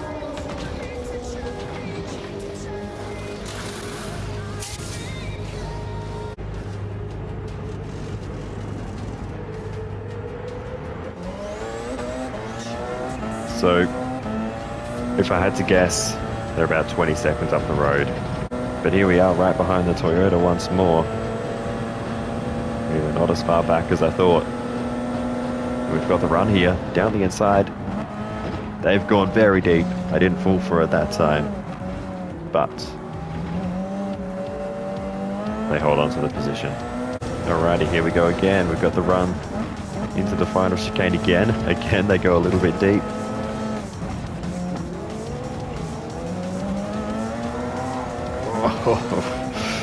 It's so hard to get the power down. I can't really match what they're doing through that part. But here's a good run.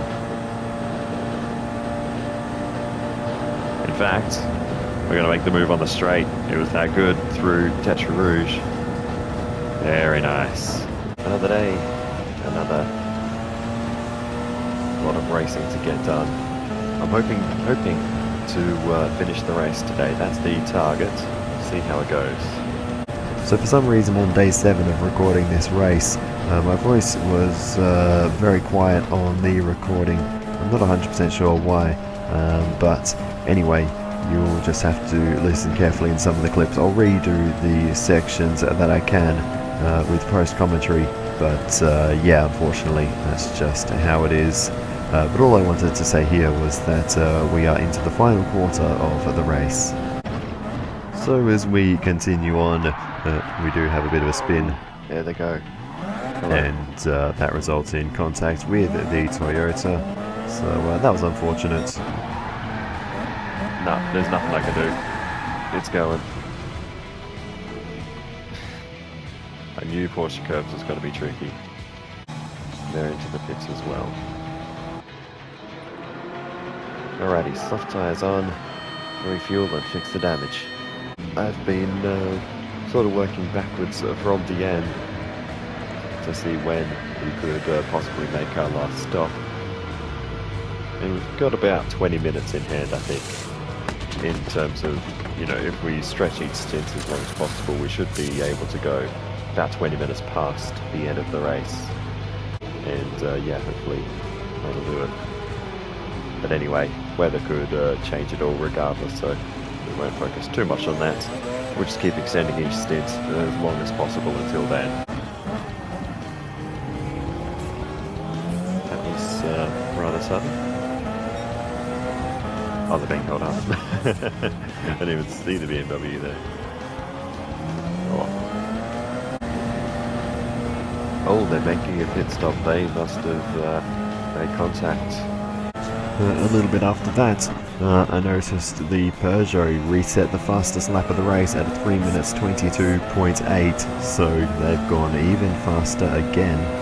And as we tick under the 5-hour mark, you can see the next lot of rain are just starting to approach as well. I don't know what happened there. Whoa, I picked a terrible time to pause. Goodness me. So I just spent like half an hour trying to clear some space on the console. Just putting the first few hours of this race onto my USB. And yeah, that happened when I got back into it. Why did I stop mid-corner? That was terrible. Oh, there's a crash.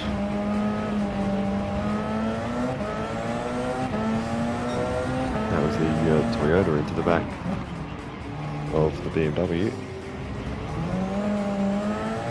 You know what, they're probably going to box this lap after that, so probably not the worst idea for us to do the same. Yeah, they're boxing. Alrighty. Well, they can clearly carry a bit more speed through there than I can. In we come. Soft tyres on. Alrighty, in we come then. I'm probably not too concerned about strategy to the end of the race because it's going to be mostly dependent on the weather that's coming, I think. Anyway, fueled up, engine's fixed, suspension's fixed, aero's fixed, and we're on our way once more. Go around the outside and get through both. So back into the race lead we go. Oh, you gotta be kidding me. So as you can see, we just got spun around again by one of the Audis, I think. So yeah, that once again brings us into the pits for more tyres and repairs. Let's hope the rain suits us.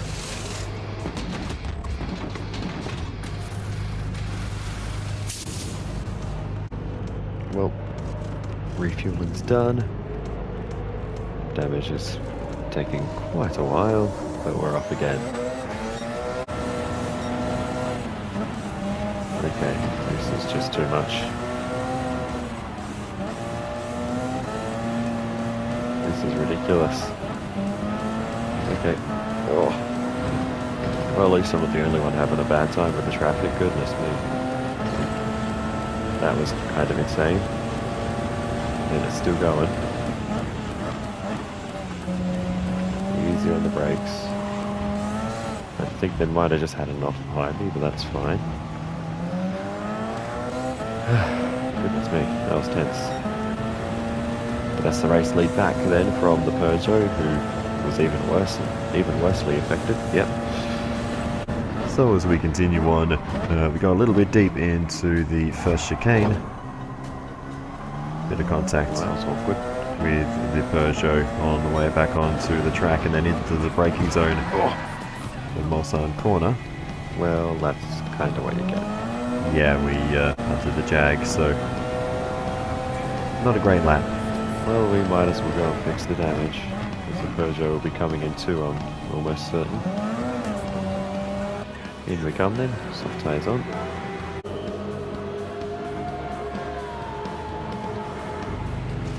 Righty, into the box. And now the Toyota has taken the lead once more, so we'll see how that goes. But it's going to be a fight between the three of us, it seems, at the moment. Maybe if the Nissan can get back in, we're going to have a four-way fight between four very different cars and manufacturers. I need to stop getting penalties though, if I want any chance of doing anything in this race. Alrighty then, we're back in it. Back fighting with the Toyota, as we should be. Waiting for them to get held up by the Viper, and now we go. That worked perfectly. We'll be going into the pits anyway in the next 5 laps or so. Okay, that might be a bit of the opposite of exaggeration. But, oh, goodness me. Tried to snap there, and hello. Yeah. Saw you coming at the last minute. So what I was referring to there, I was just talking about how long until the rain comes. So I think it will be a little bit longer than what I said. But that's a little half spin into the barriers. Add a little bit of right side and front damage to go with the left side damage we already had. Which I'm actually not sure where that one came from. Alrighty, we're back into it. I had to take a break, transfer some files onto my computer to free up some space on the PlayStation to keep recording the rest of this race. Had some dinner as well. I'm now absolutely loaded with ravioli, and yeah, we're off and racing once more. Should be on target to finish this race before midnight, so not too bad. For now though, we just got to keep trying to chase down this Toyota, who is tantalizingly close in front of us right now. Oh yeah, far out. That's just snapped so quickly. Every time I take a bit of a break and come back, I lose my rhythm. Anyway, as you can see, we've caught up to the Toyota again. So, should be all good to carry on in this race nice and competitively once more. I've been driving for more than 20 hours. Not straight, of course, because that would be insane, but just to even think. Oh, chucking it down the inside, we couldn't quite get there, but we're close to making this move. But yeah, just to even think that I've spent almost an entire day doing this race. Probably even more setting up for it, because I did a lot of testing both with and without the BOP settings to see what would, provide the best kind of race. I tried with and without boost, ended up the inside. That was a very unexpected move, but we got it done. I don't know why they were so slow, but they put themselves awkwardly on the way into that corner. We were front and wide there. That's probably going to be a penalty. But we're in the race lead now once more, ahead of the Toyota. In an ideal world, if we had a few more LMP1 cars, say if we had some of the older ones that we've had in past Gran Turismo games. We used to have 3 Pescarolos from 2003 to 2005. We had all three of them in Gran Turismo 6, I believe. We also had the Audi R8 and the Audi R10. We maybe even had two Audi R8s, if I recall. I'm not 100% sure. I think we've had different versions of it. Maybe the Nissan R89 would be another good one, and the Bentley Speed 8. If we had that collection of cars, that would fill up the entire field with prototypes and Group C cars. Oh, Toyota's in the pits. I wonder if they had a little coming together in the traffic with maybe, well, hopefully not our teammate, but we also did pass the Mercedes. So I assume they must have had a little coming together with one of them. Audi partner. I should have driven for Audi so I could actually use that joke, because Porsche partner doesn't have the same ring to it. One more lap, we'll box. That rain will be right on us by the time we finish this lap. This is critical that we get this phase right. Absolutely critical. We just have to watch out for that Peugeot, because they are coming. That might be them there, actually. I just have to hope that maybe the wet conditions won't suit them. Otherwise, we're slightly screwed in this race, because that Peugeot is pacey. So we'll look at the weather radar now. It says box, box, box. And pick up the penalty while you're at it, just for fun.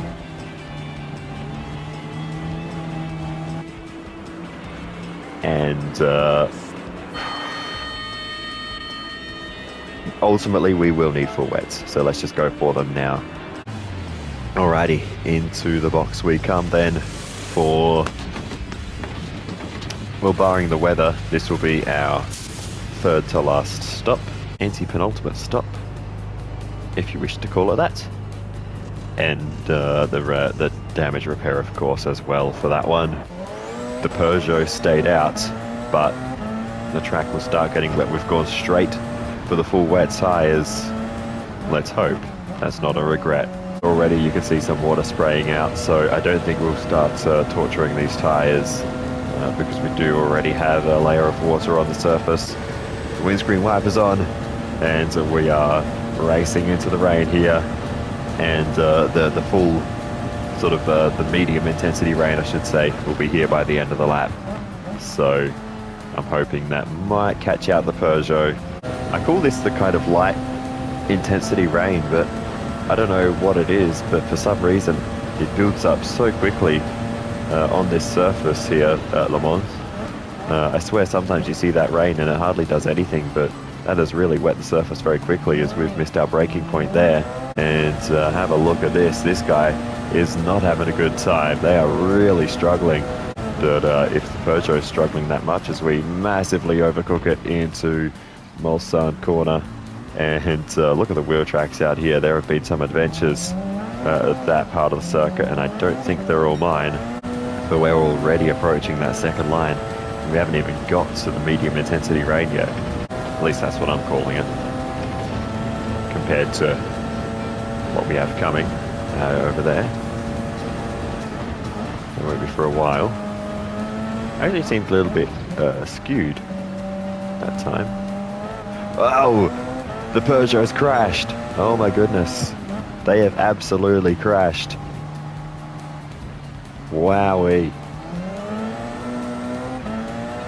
Okay, that changes things big time. We're into the race lead. They're going to struggle to get back around. Look at the amount of water. We absolutely nailed the call to pit onto the full wets. We had to manage it for about 2 sectors.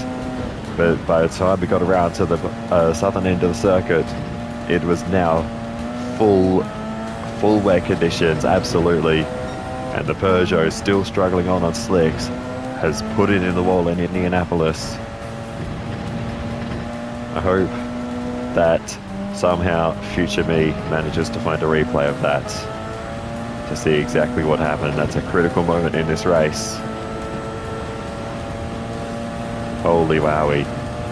Well, present me has some unfortunate news for past me. There was no replay to be found of that incident. The replay cut off at lap 259, and that incident happened on lap 324, so that's why there haven't been any replays for quite a while, because yeah, for whatever reason it just cut off there, as you can see here. Alright, now I just need to focus, make sure no mistakes happen. The thing is, I don't think anyone else boxed before this heavy rain hit. There's the Peugeot into pits now. But yeah, I don't think the Toyota or the Nissan boxed either for these conditions, so they're going to be struggling even more. They're out of pit lane, still holding second position, even with the crash. That means to say our lead is almost 1 minute and 30 seconds. So it's myself, the Peugeot, the Toyota TS030 and the Nissan R92 CP are the lead lap runners at this stage of the race, as we're coming through the final 2 sectors. Hello. So that big lot of heavy rain that's approaching will hit us in a few laps' time. Sorry, Jaguar, but I was committed and yeah, that was bad. That's all that was. Let's box and fix this damage, I think. Hello, Mazda. Do you really need to brake that early in the Mazda? Oh my goodness, no wonder he's so slow in the rain. That or he's on the complete wrong tyres, because that sounded like an instant lockup when the Mazda hit the brakes there. Oh wow. So, okay, thank you. We'll just go around the outside. So we've just put a lap on the Toyota TS030. That has been so quick, and they're off the lead lap. The Peugeot's in pit lane again. The Nissan is up into second position. Oh my goodness, what is going on in this race? It says the right front corner is damaged, and I've been trying to work out if my car has a tendency to turn one way or the other, but it really doesn't. Oh wow, the Toyota just managed to struggle back into pit lane now. By the time they get out, they'll basically be a lap and a half behind. So, I think for the Toyota, they're down and out. Hello there. Can I just come through here? Thank you very much.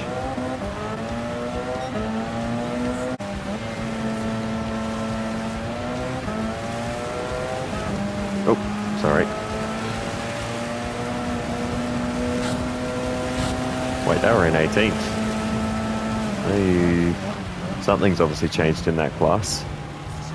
Either our teammate or the McLaren has dropped down. I haven't seen either of them. Peugeot's in pits again, as is the P5 Audi. And we're in full wet conditions now, so they're probably boxing for the full wet tyres. Wait, nope, they were on softs. Okay, good job. I can't really clap because I need to accelerate, but so right now our main competition is the Nissan. We're coming in towards the Mulsanne corner, and they're in the pits. Oh wow, look at that, the Group C Porsche is up into P6.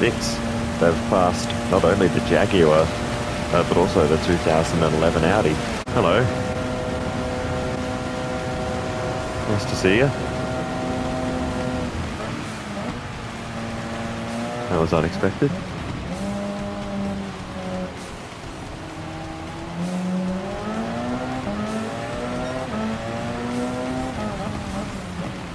Oh, I can't stop. Damn it. That was very much unfortunate. But the McLaren's still leading the class, which unfortunately means our teammates drop back. We'll box, just because we've got the damage as well.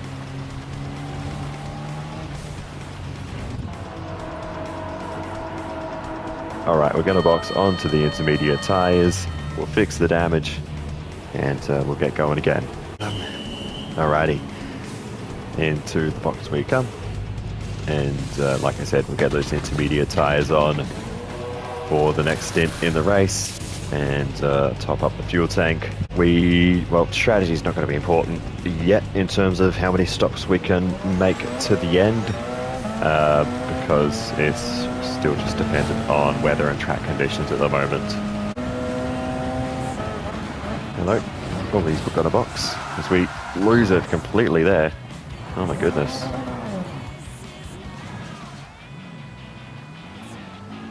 No one hit me, please. Alright, we're good. How's that right front corner damaged? Seriously. Getting ghost damage in this race. I didn't hit anything when I spun, did I? Oh, hello. Wow. That just shows how slow that car is. Alright, second place is in pits. It's dry weather time though, for sure. Definitely on this back straight.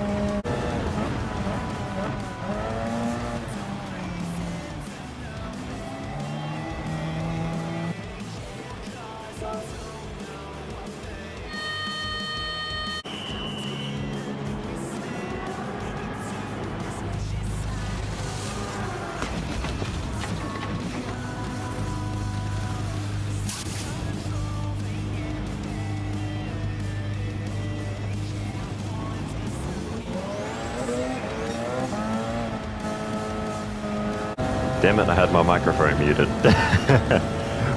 Okay, well, all that build up for nothing. Let's try that again. We've made our last stop onto the slick compound tyres. I think we've seen the last of the groove tyres now. And yeah, we're good to go to the end of the race, I think.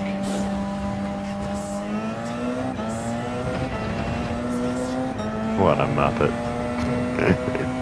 Wait, who's that? Oh, that's the Toyota GR10 into 7th position now. Wow, that's come out of nowhere. They're in pit lane now, so we'll see if they hold on to that top 8 position, but we haven't seen them on the list much in this race. We might snag a top 8 position here, which is still the bottom half of the class, but they're out of pit lane in 8th position. I think it's safe to say we absolutely nailed the timing of the pit stops for that final stint. Got onto the wets at the perfect time, did a small intermediate stint. Whether that ended up being worthwhile or not really sure, to be honest, because the track did dry up so quickly. But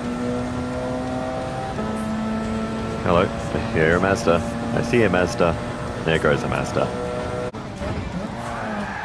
Oh!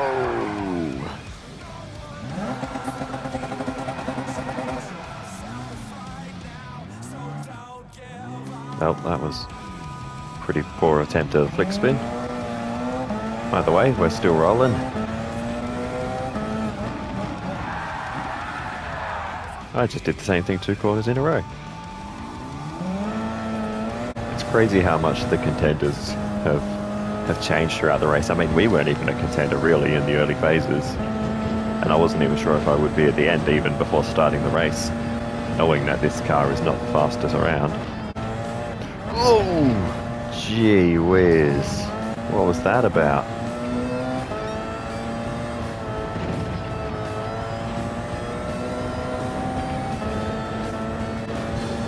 Okay. That was weird.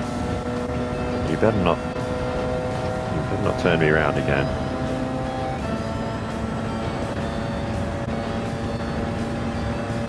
This is how they get into the position to turn you around so easily. They just sit there just with that slight bit of overlap. Alright, he sent it. Still a bit wet on the edges, but bearably wet.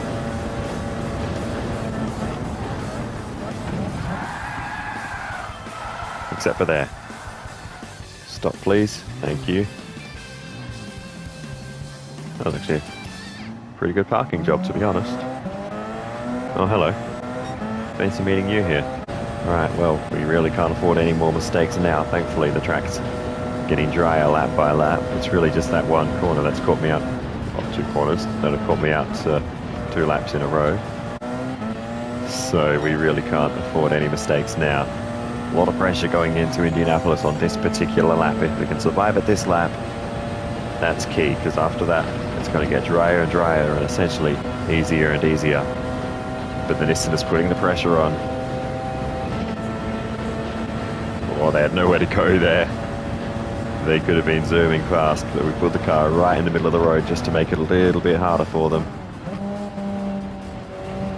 We're just going to make sure we cover off any possible attack from behind. They won't have a run in here. Alright, plant the power, straighten it out. Oh, that is the Peugeot 2, I believe, looming in the background. They're off the lead lap, but they'll be keen to get it back.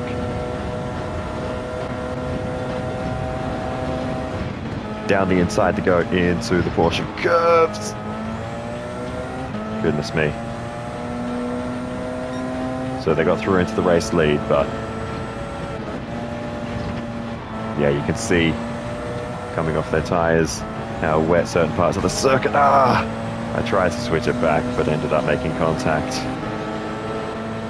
Damn it. If they're going to box, I'll stay out actually. I'll strategize to the end of the race. I'm not going to worry too much about what they're doing. Is the Peugeot flashing their headlights, or was that just a weird graphical thing going on? Either way, they're through.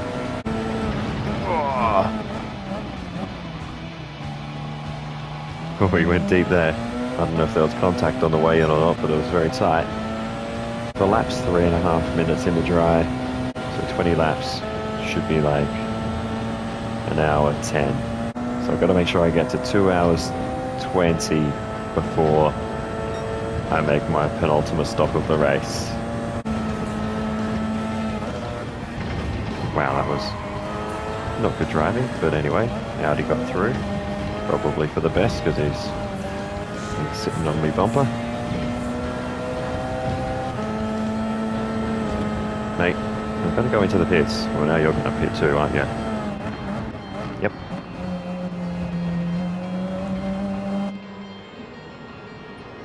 Cool. Soft tyres on. Let's go to the... well, not to the end.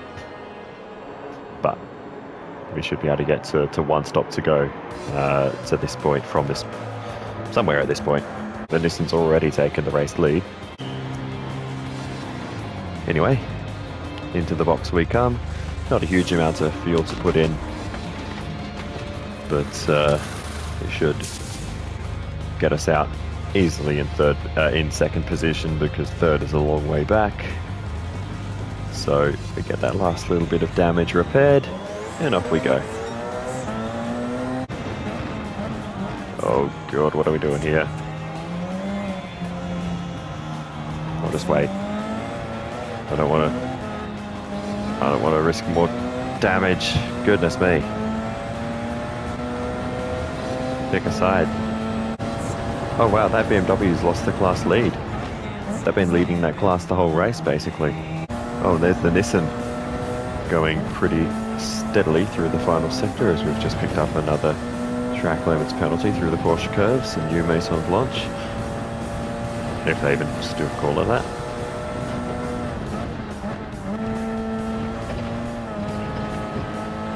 Alright, can't get down the inside there. I wanted to though. Bit of traffic though. Holding the Nissan up through the chicane, that's going to definitely help us close in. Thanks Kaz. It is actually Kaz. Goodness me. I'm losing so much time, but I just can't find a way through.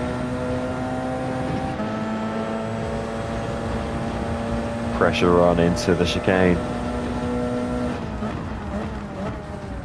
They go deep. We've done this dance before. Down the inside. We'll muscle our way through. We'll force it, but it's still not enough, and it's going to be a drag race. The Nissan holds on for now as we continue to run side by side all the way towards turn one, and we're still going to keep this fight going. The Nissan's going to hold on with the horsepower. That was a good little scrap though. Oh, and the Nissan's going to get held up big time by the Toyota TS020. Oh, we had to do a little bit of a weaving action, but we've got the run on the Nissan round the outside. Not enough to get through, but we're close to the Porsche curves now. This is as close as we could really ever hope to get. We're going to have to commit somewhere. Oh, we'll commit to the inside here. We have to go for it. We can't. Oh, this is so close. Down the inside here. We muscle our way through. We were very forceful there to get that move done, but we had to do it. Little penalty, but it's okay.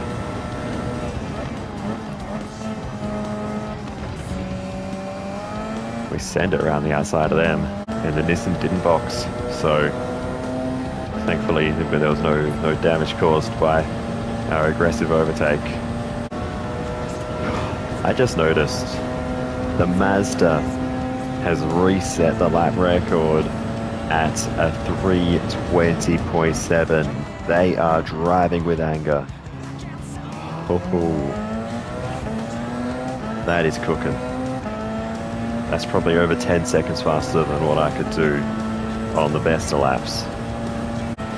What's the bet? The game gives me a 3-star roulette ticket at the end of this race. Like, it better give me 6. And I better get 1 million credits. I don't care really, but interesting thought. I wonder, because I've completed this race over multiple days, if I get multiple roulette tickets for doing multiple daily marathons. I don't know if the game's that smart, but that'd be cool.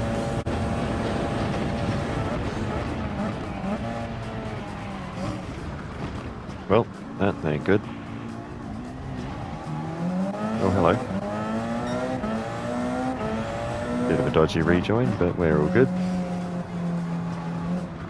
Ah! I got distracted by the penalty coming up. Damn it.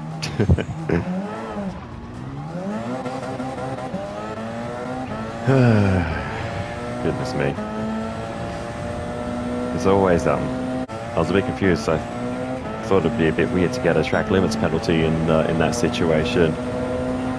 Given that we only have 1 stop to go, there's no way I'm going to box to fix the damage now. Needless to mention, of course, that we did lose the race lead in that moment.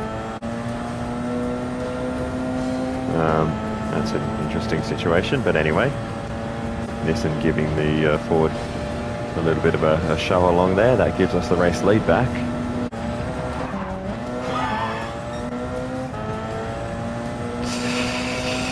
I almost died.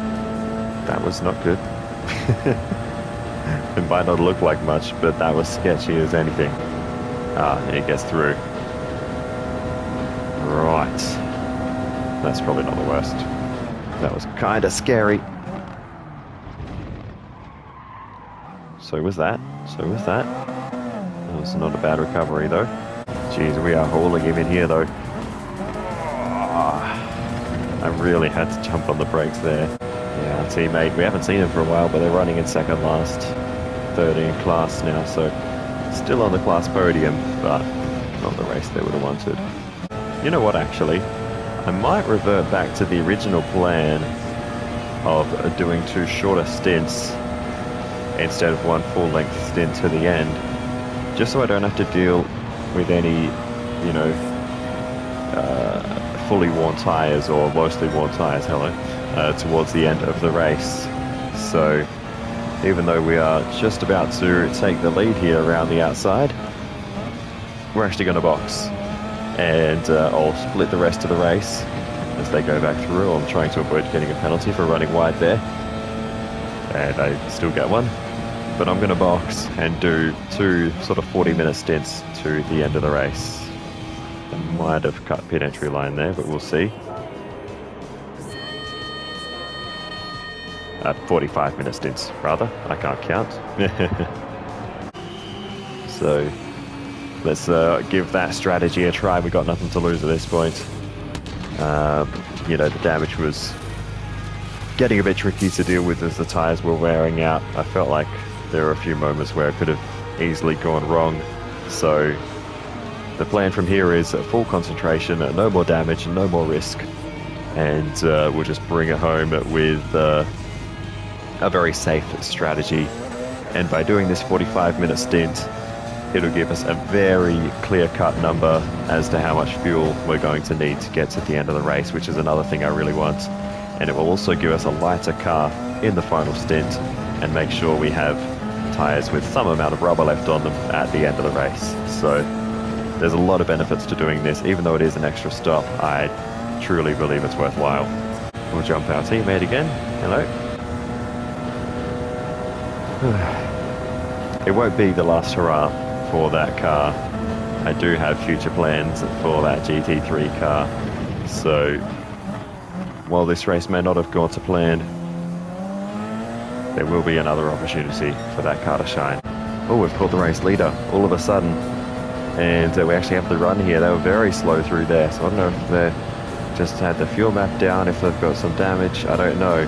But we're side by side into the chicane. And I got very unstable under brakes there. I'm going to let him go because that was a very clumsy move. So we're just going to sit behind for a moment.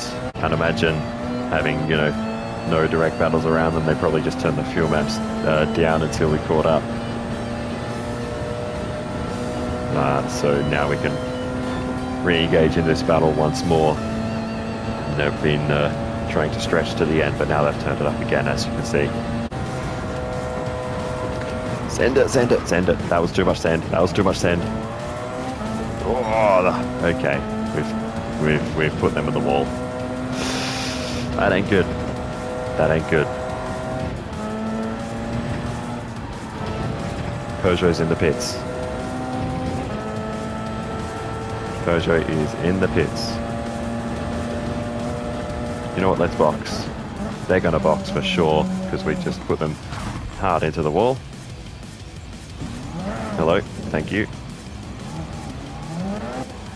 Yep, that's one way to enter pit lane. But like I said, like I was trying to say there, we're gonna box and make it fair, because that was a very dodgy moment. This will reset strategy between us as well, which is also nice. Even though this does kind of go against the previous plan I outlined about having fresh tyres at the end, this does put us in a position to get to the end of the race from here. Actually, no, it doesn't. I can't count. We're about 10 minutes short, so we will need another stop. But anyway, damage gets fixed, and we're off once more, and we actually still have the lead. I think the Nissan has more fuel to put in. Anyway, down the inside of the Viper. Or maybe not. Let's try this again, round the outside of the Viper. And we're through. Basically the same principle as before, just 40-minute stints instead of 45. I saw it coming, and now it's long gone, but we've surpassed 350 laps too. I also have to be very careful in the last, let's even call it 15 minutes of the race, not to get any penalties, because that could change the outcome. It's close to the finish line. Gotta say, the intensity is building, even if we're not fighting anyone on track right now. It's starting to feel more real. This race is about to finish in just over an hour's time. I can say with almost certainty now, with the range of this weather radar, that it will not rain again. We've cracked into the final hour of the race now. We've been driving for more than 23 hours, and with just one to go, we are in prime position. The Nissan, I believe that is likely them back there. You can even see them through the shadows, but yes, it is. That is the Nissan. Still putting the pressure on, still existing behind us, just lurking. And they'll be there if we make any mistakes. But with no weather on the horizon, dry sunny conditions, we are loving it here. Alrighty, we've got 44 minutes left in the race, so we'll probably box at the end of next lap. But this has been a very solid stint. No real mistakes. We've been pushing, you know, to a safe level the whole time, so the fuel numbers that we get to get us to the end of the race from this stint should be pretty accurate, I would imagine. Which is exactly what I wanted from this. What the Nissan does in this situation is a wild card, I suppose. So I missed the pit lane, that's a thing. It would have been perfect timing too if I did box. It would have been exactly in that sort of 39-minute range. But anyway, that's not happened. So what my plan was, basically, if I were to stop on the lap I had just missed it, was I would look at the percentage of fuel we have left. Say, for example, we have 49% right now. So I would literally put like 2% fuel in and get it to 51 because we used, say, 51% in that stint. In actual fact, we used a bit less because, of course, we've done another half a lap since then. So from that, though, we can probably get to the end without refueling, because I've been trying to, do all this maths based on tyre wear and not fuel in terms of, these stints that are an hour and 10 minutes long. That's sort of what I've had in my head this whole time for the race. Ever since I kind of worked out that we can do 20 laps, that works out roughly to be an hour and 10 minutes-ish.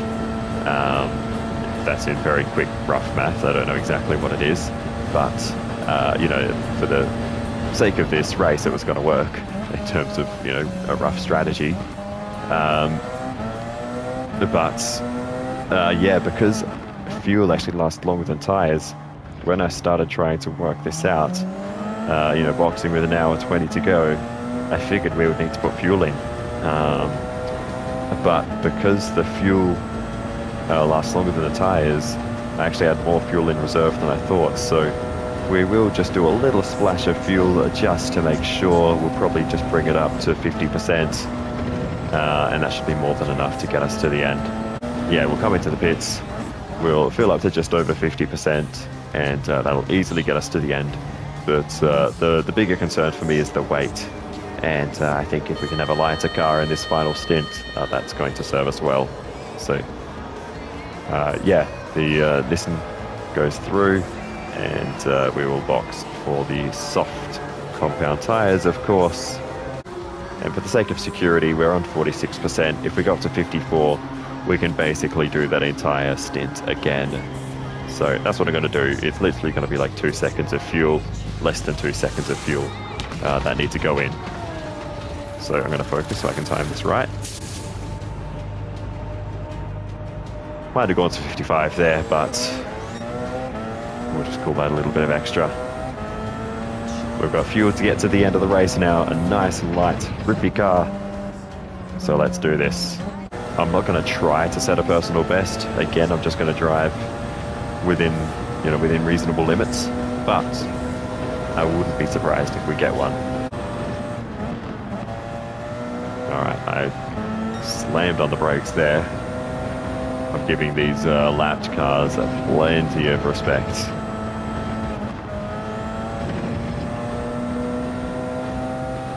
Oh wow, there's our teammate about to lose the lead lap of the class, unfortunately. 3, 2, 1, and that's half an hour to go in this race. 1/48 of the distance, around about 2%, just over 2% of the race to go. That's an interesting way of thinking about it. If you waste half an hour doing something, that's only like 2% of your day. That's interesting. I mean, you spend 33% of the day sleeping, so there's that too. Well, some of us do. Some of us don't. Some of us spend about 40% of the day trying to. Alright, let's just take it easy here. But we have caught the Nissan, so again, I think they've turned that fuel map down to try and conserve fuel and either shorten that final stop completely or completely eliminate it. Alright, let's try and reconstruct that sentence because it did not come out at all. It was, I think, going to be close. I mean, for us it was close on fuel. For them, I think their fuel economy is probably going to be better because I tend to just have bad fuel economy, especially if they've been saving some fuel. Alright, let's just go through. We've clearly got the pace through this section of the track. And yeah, that gives us the race lead. I don't think, something tells me that won't be the last lead change in this race. But if it is, that's a big moment. But regardless, whether they're going to the end or not, They might box, top it up, and just go all out. But look how much they've dropped away there. They're definitely conserving tyres and fuel, so I think they're trying to stretch it to the end, and it might be a bit of a mission to do that. And we are actually currently on target for a personal best lap, so I'll push for this lap just to see if we can maybe do a sub, or just to see if we can maybe crack into the 1 minute 30s. I don't think we've done that yet.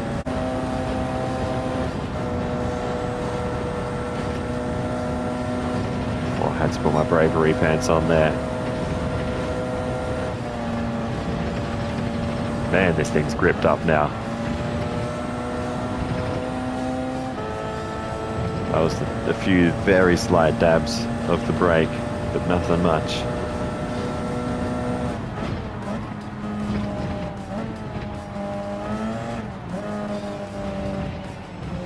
Okay, that was absolutely demolishing the chicane. 30.0, but that ain't legit. We smashed that chicane.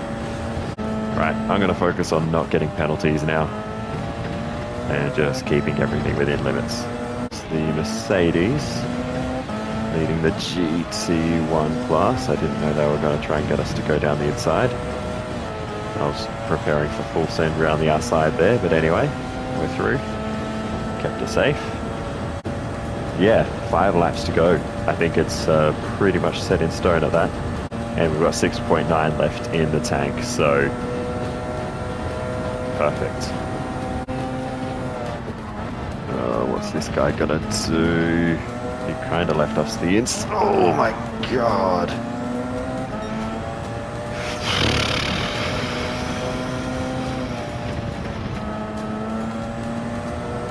Well, that might just be the stupidest thing I've ever seen from the blue flag cars in this race so far. We've had some dodgy moments, but my god.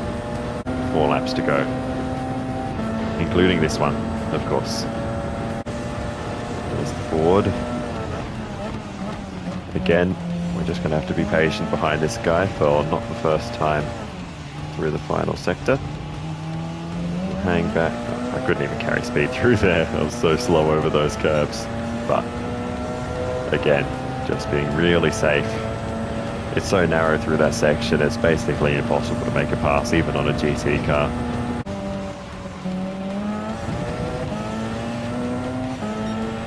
We were pretty wide there, that could be a penalty. And it is. We're heading into the last 2 laps of the race now. I really don't want to get another one because they can be hard to get rid of.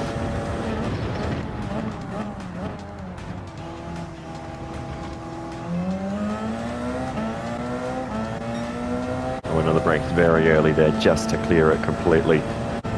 What is a concern though is I did see that Nissan wasn't too far behind, so he's not out of this race yet. I need a flawless final few laps. Alright, let's be patient with this guy. Leaving the inside open, but I'd have to clobber that curb and I'd end up T-boning him, so we do it after the corner. Make sure we do it clean. So with 2 laps to go, it is all going our way so far.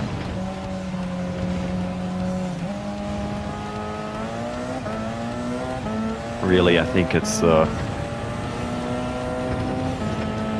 only a mistake from me that could ruin it at this point, unless the Nissan has been hiding something in terms of its outright pace in the late stage of this race. Little did I know, as I spoke those very words, the Nissan was in pit lane with one final very late stop in this race. I was so focused on the road ahead, I did not even notice that the Nissan was in pit lane with just a few minutes left. Oh, that's the Jaguar catching up to us. Okay, not even the Nissan behind. It is entirely possible, have they been looking in the top left? They may have had to make a stop late in this one. But we've got plenty of fuel in the tank, we don't need to stop. Tyres are still fantastic. But the way that Jag's pushing, maybe everyone's saved a little bit in reserve to the end. Oh, and for one last time, we're going to see our teammate. Now I know what they do here at this point. We'll take the inside. Hello. So here we go then. This will be the final lap of the race. 24 hours is almost up. There's no time plus a lap here. This is it.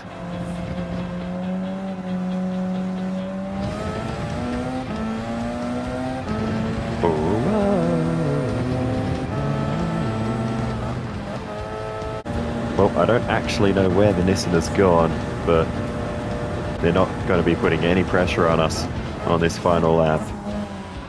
I think they've made a pit stop and I've just missed it. And with that, there's no hope for them to catch up. They're not even close. Looking behind, no one has come through the chicane. Imagine the game crashes because I can't calculate the total race time or something. Or the kilometers I've driven, it just has like a stack overflow. Quite hilariously, I'm pretty sure the prize money for this is actually terrible. Well, this is the last zone of the circuit where the Nissan has better pace than I do. And they are nowhere to be seen. So that's it.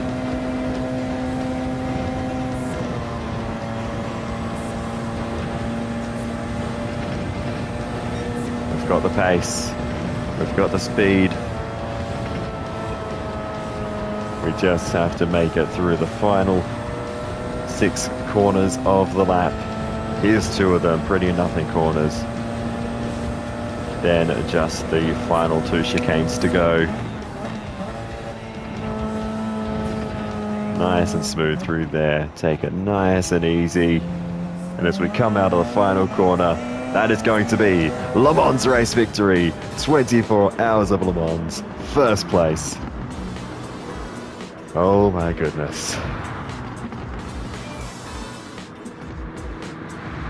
That was a long race. I can't believe it.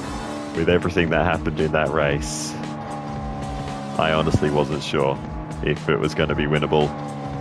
This was not the fastest car outright. It should not have been in the race lead. And would you look at that, the timing fixed itself at the end of the race. We win by 12 seconds over the Nissan R92CP, who put up a great fight. They were multiple laps down at one point, I'm fairly certain, and they come back to just finish 12 seconds off the race lead. Amazing race by them. So past me did a pretty terrible job of reading out the results, so I'll see if I can do a bit of a better job this time. Kazuyoshi Hoshino, Masahiro Hasemi and Masahiko Kagayama finished in second position in the Nissan R92CP and first of the Group C cars.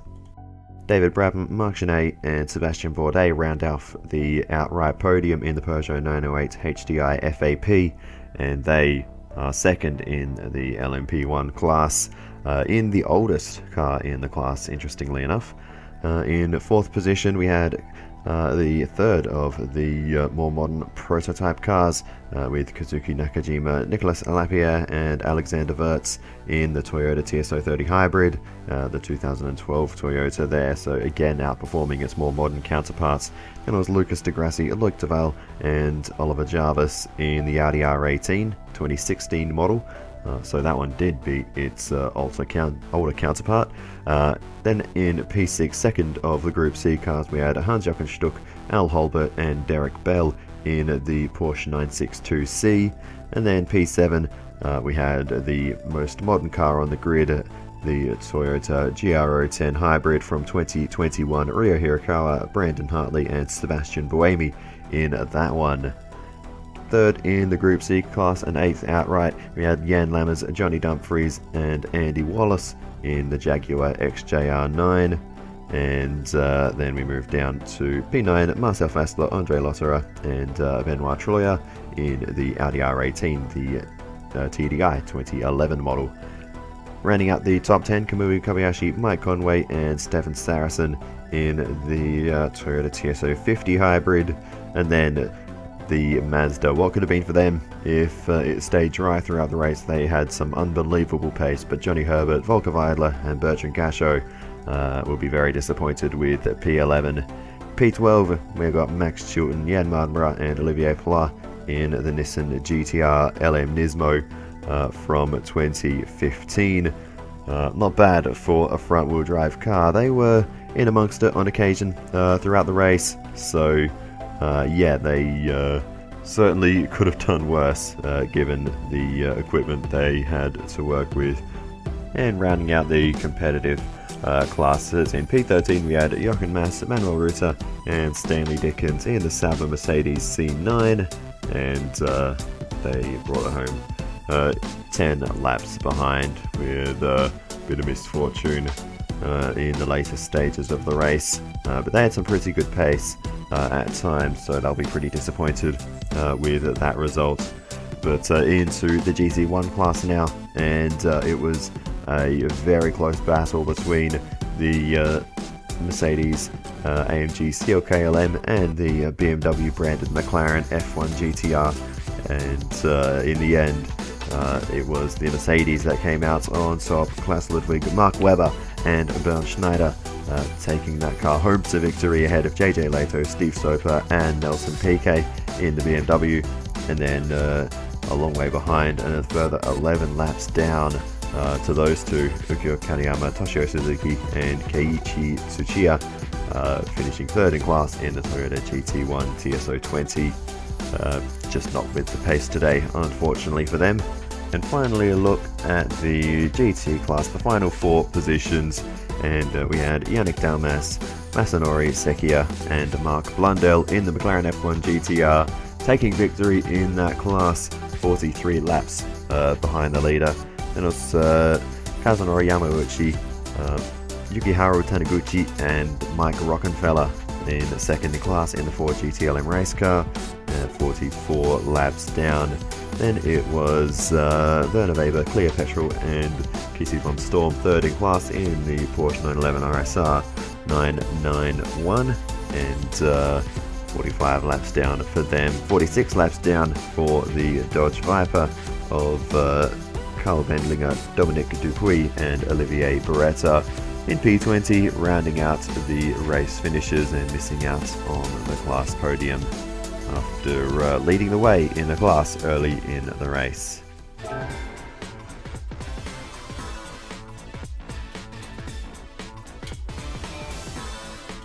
Huh.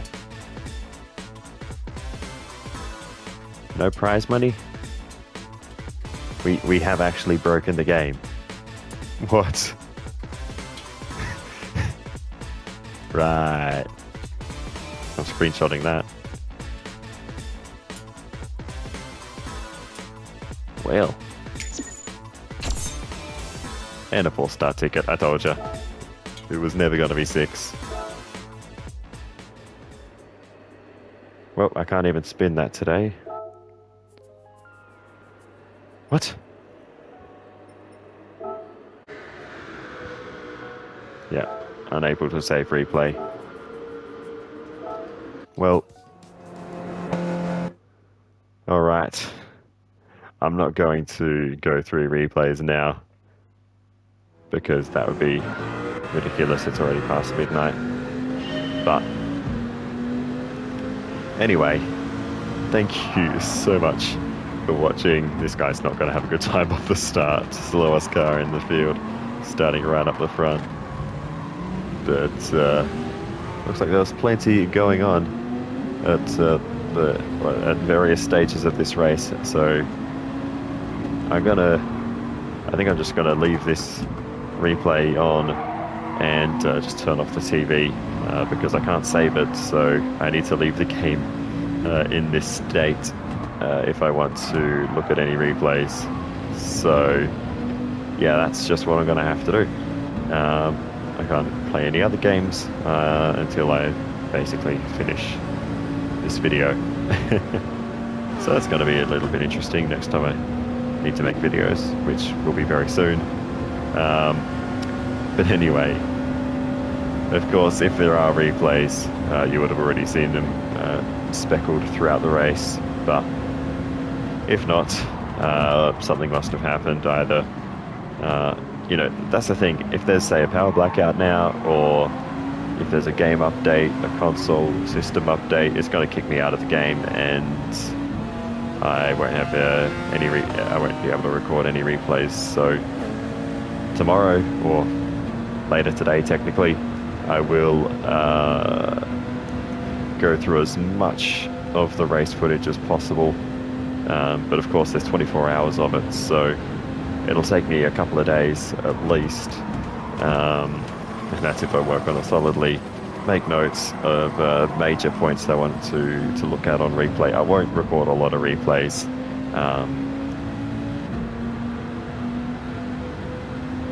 But yeah, I won't record a lot of replays, but I will just see, in rough terms, what was going on at different times.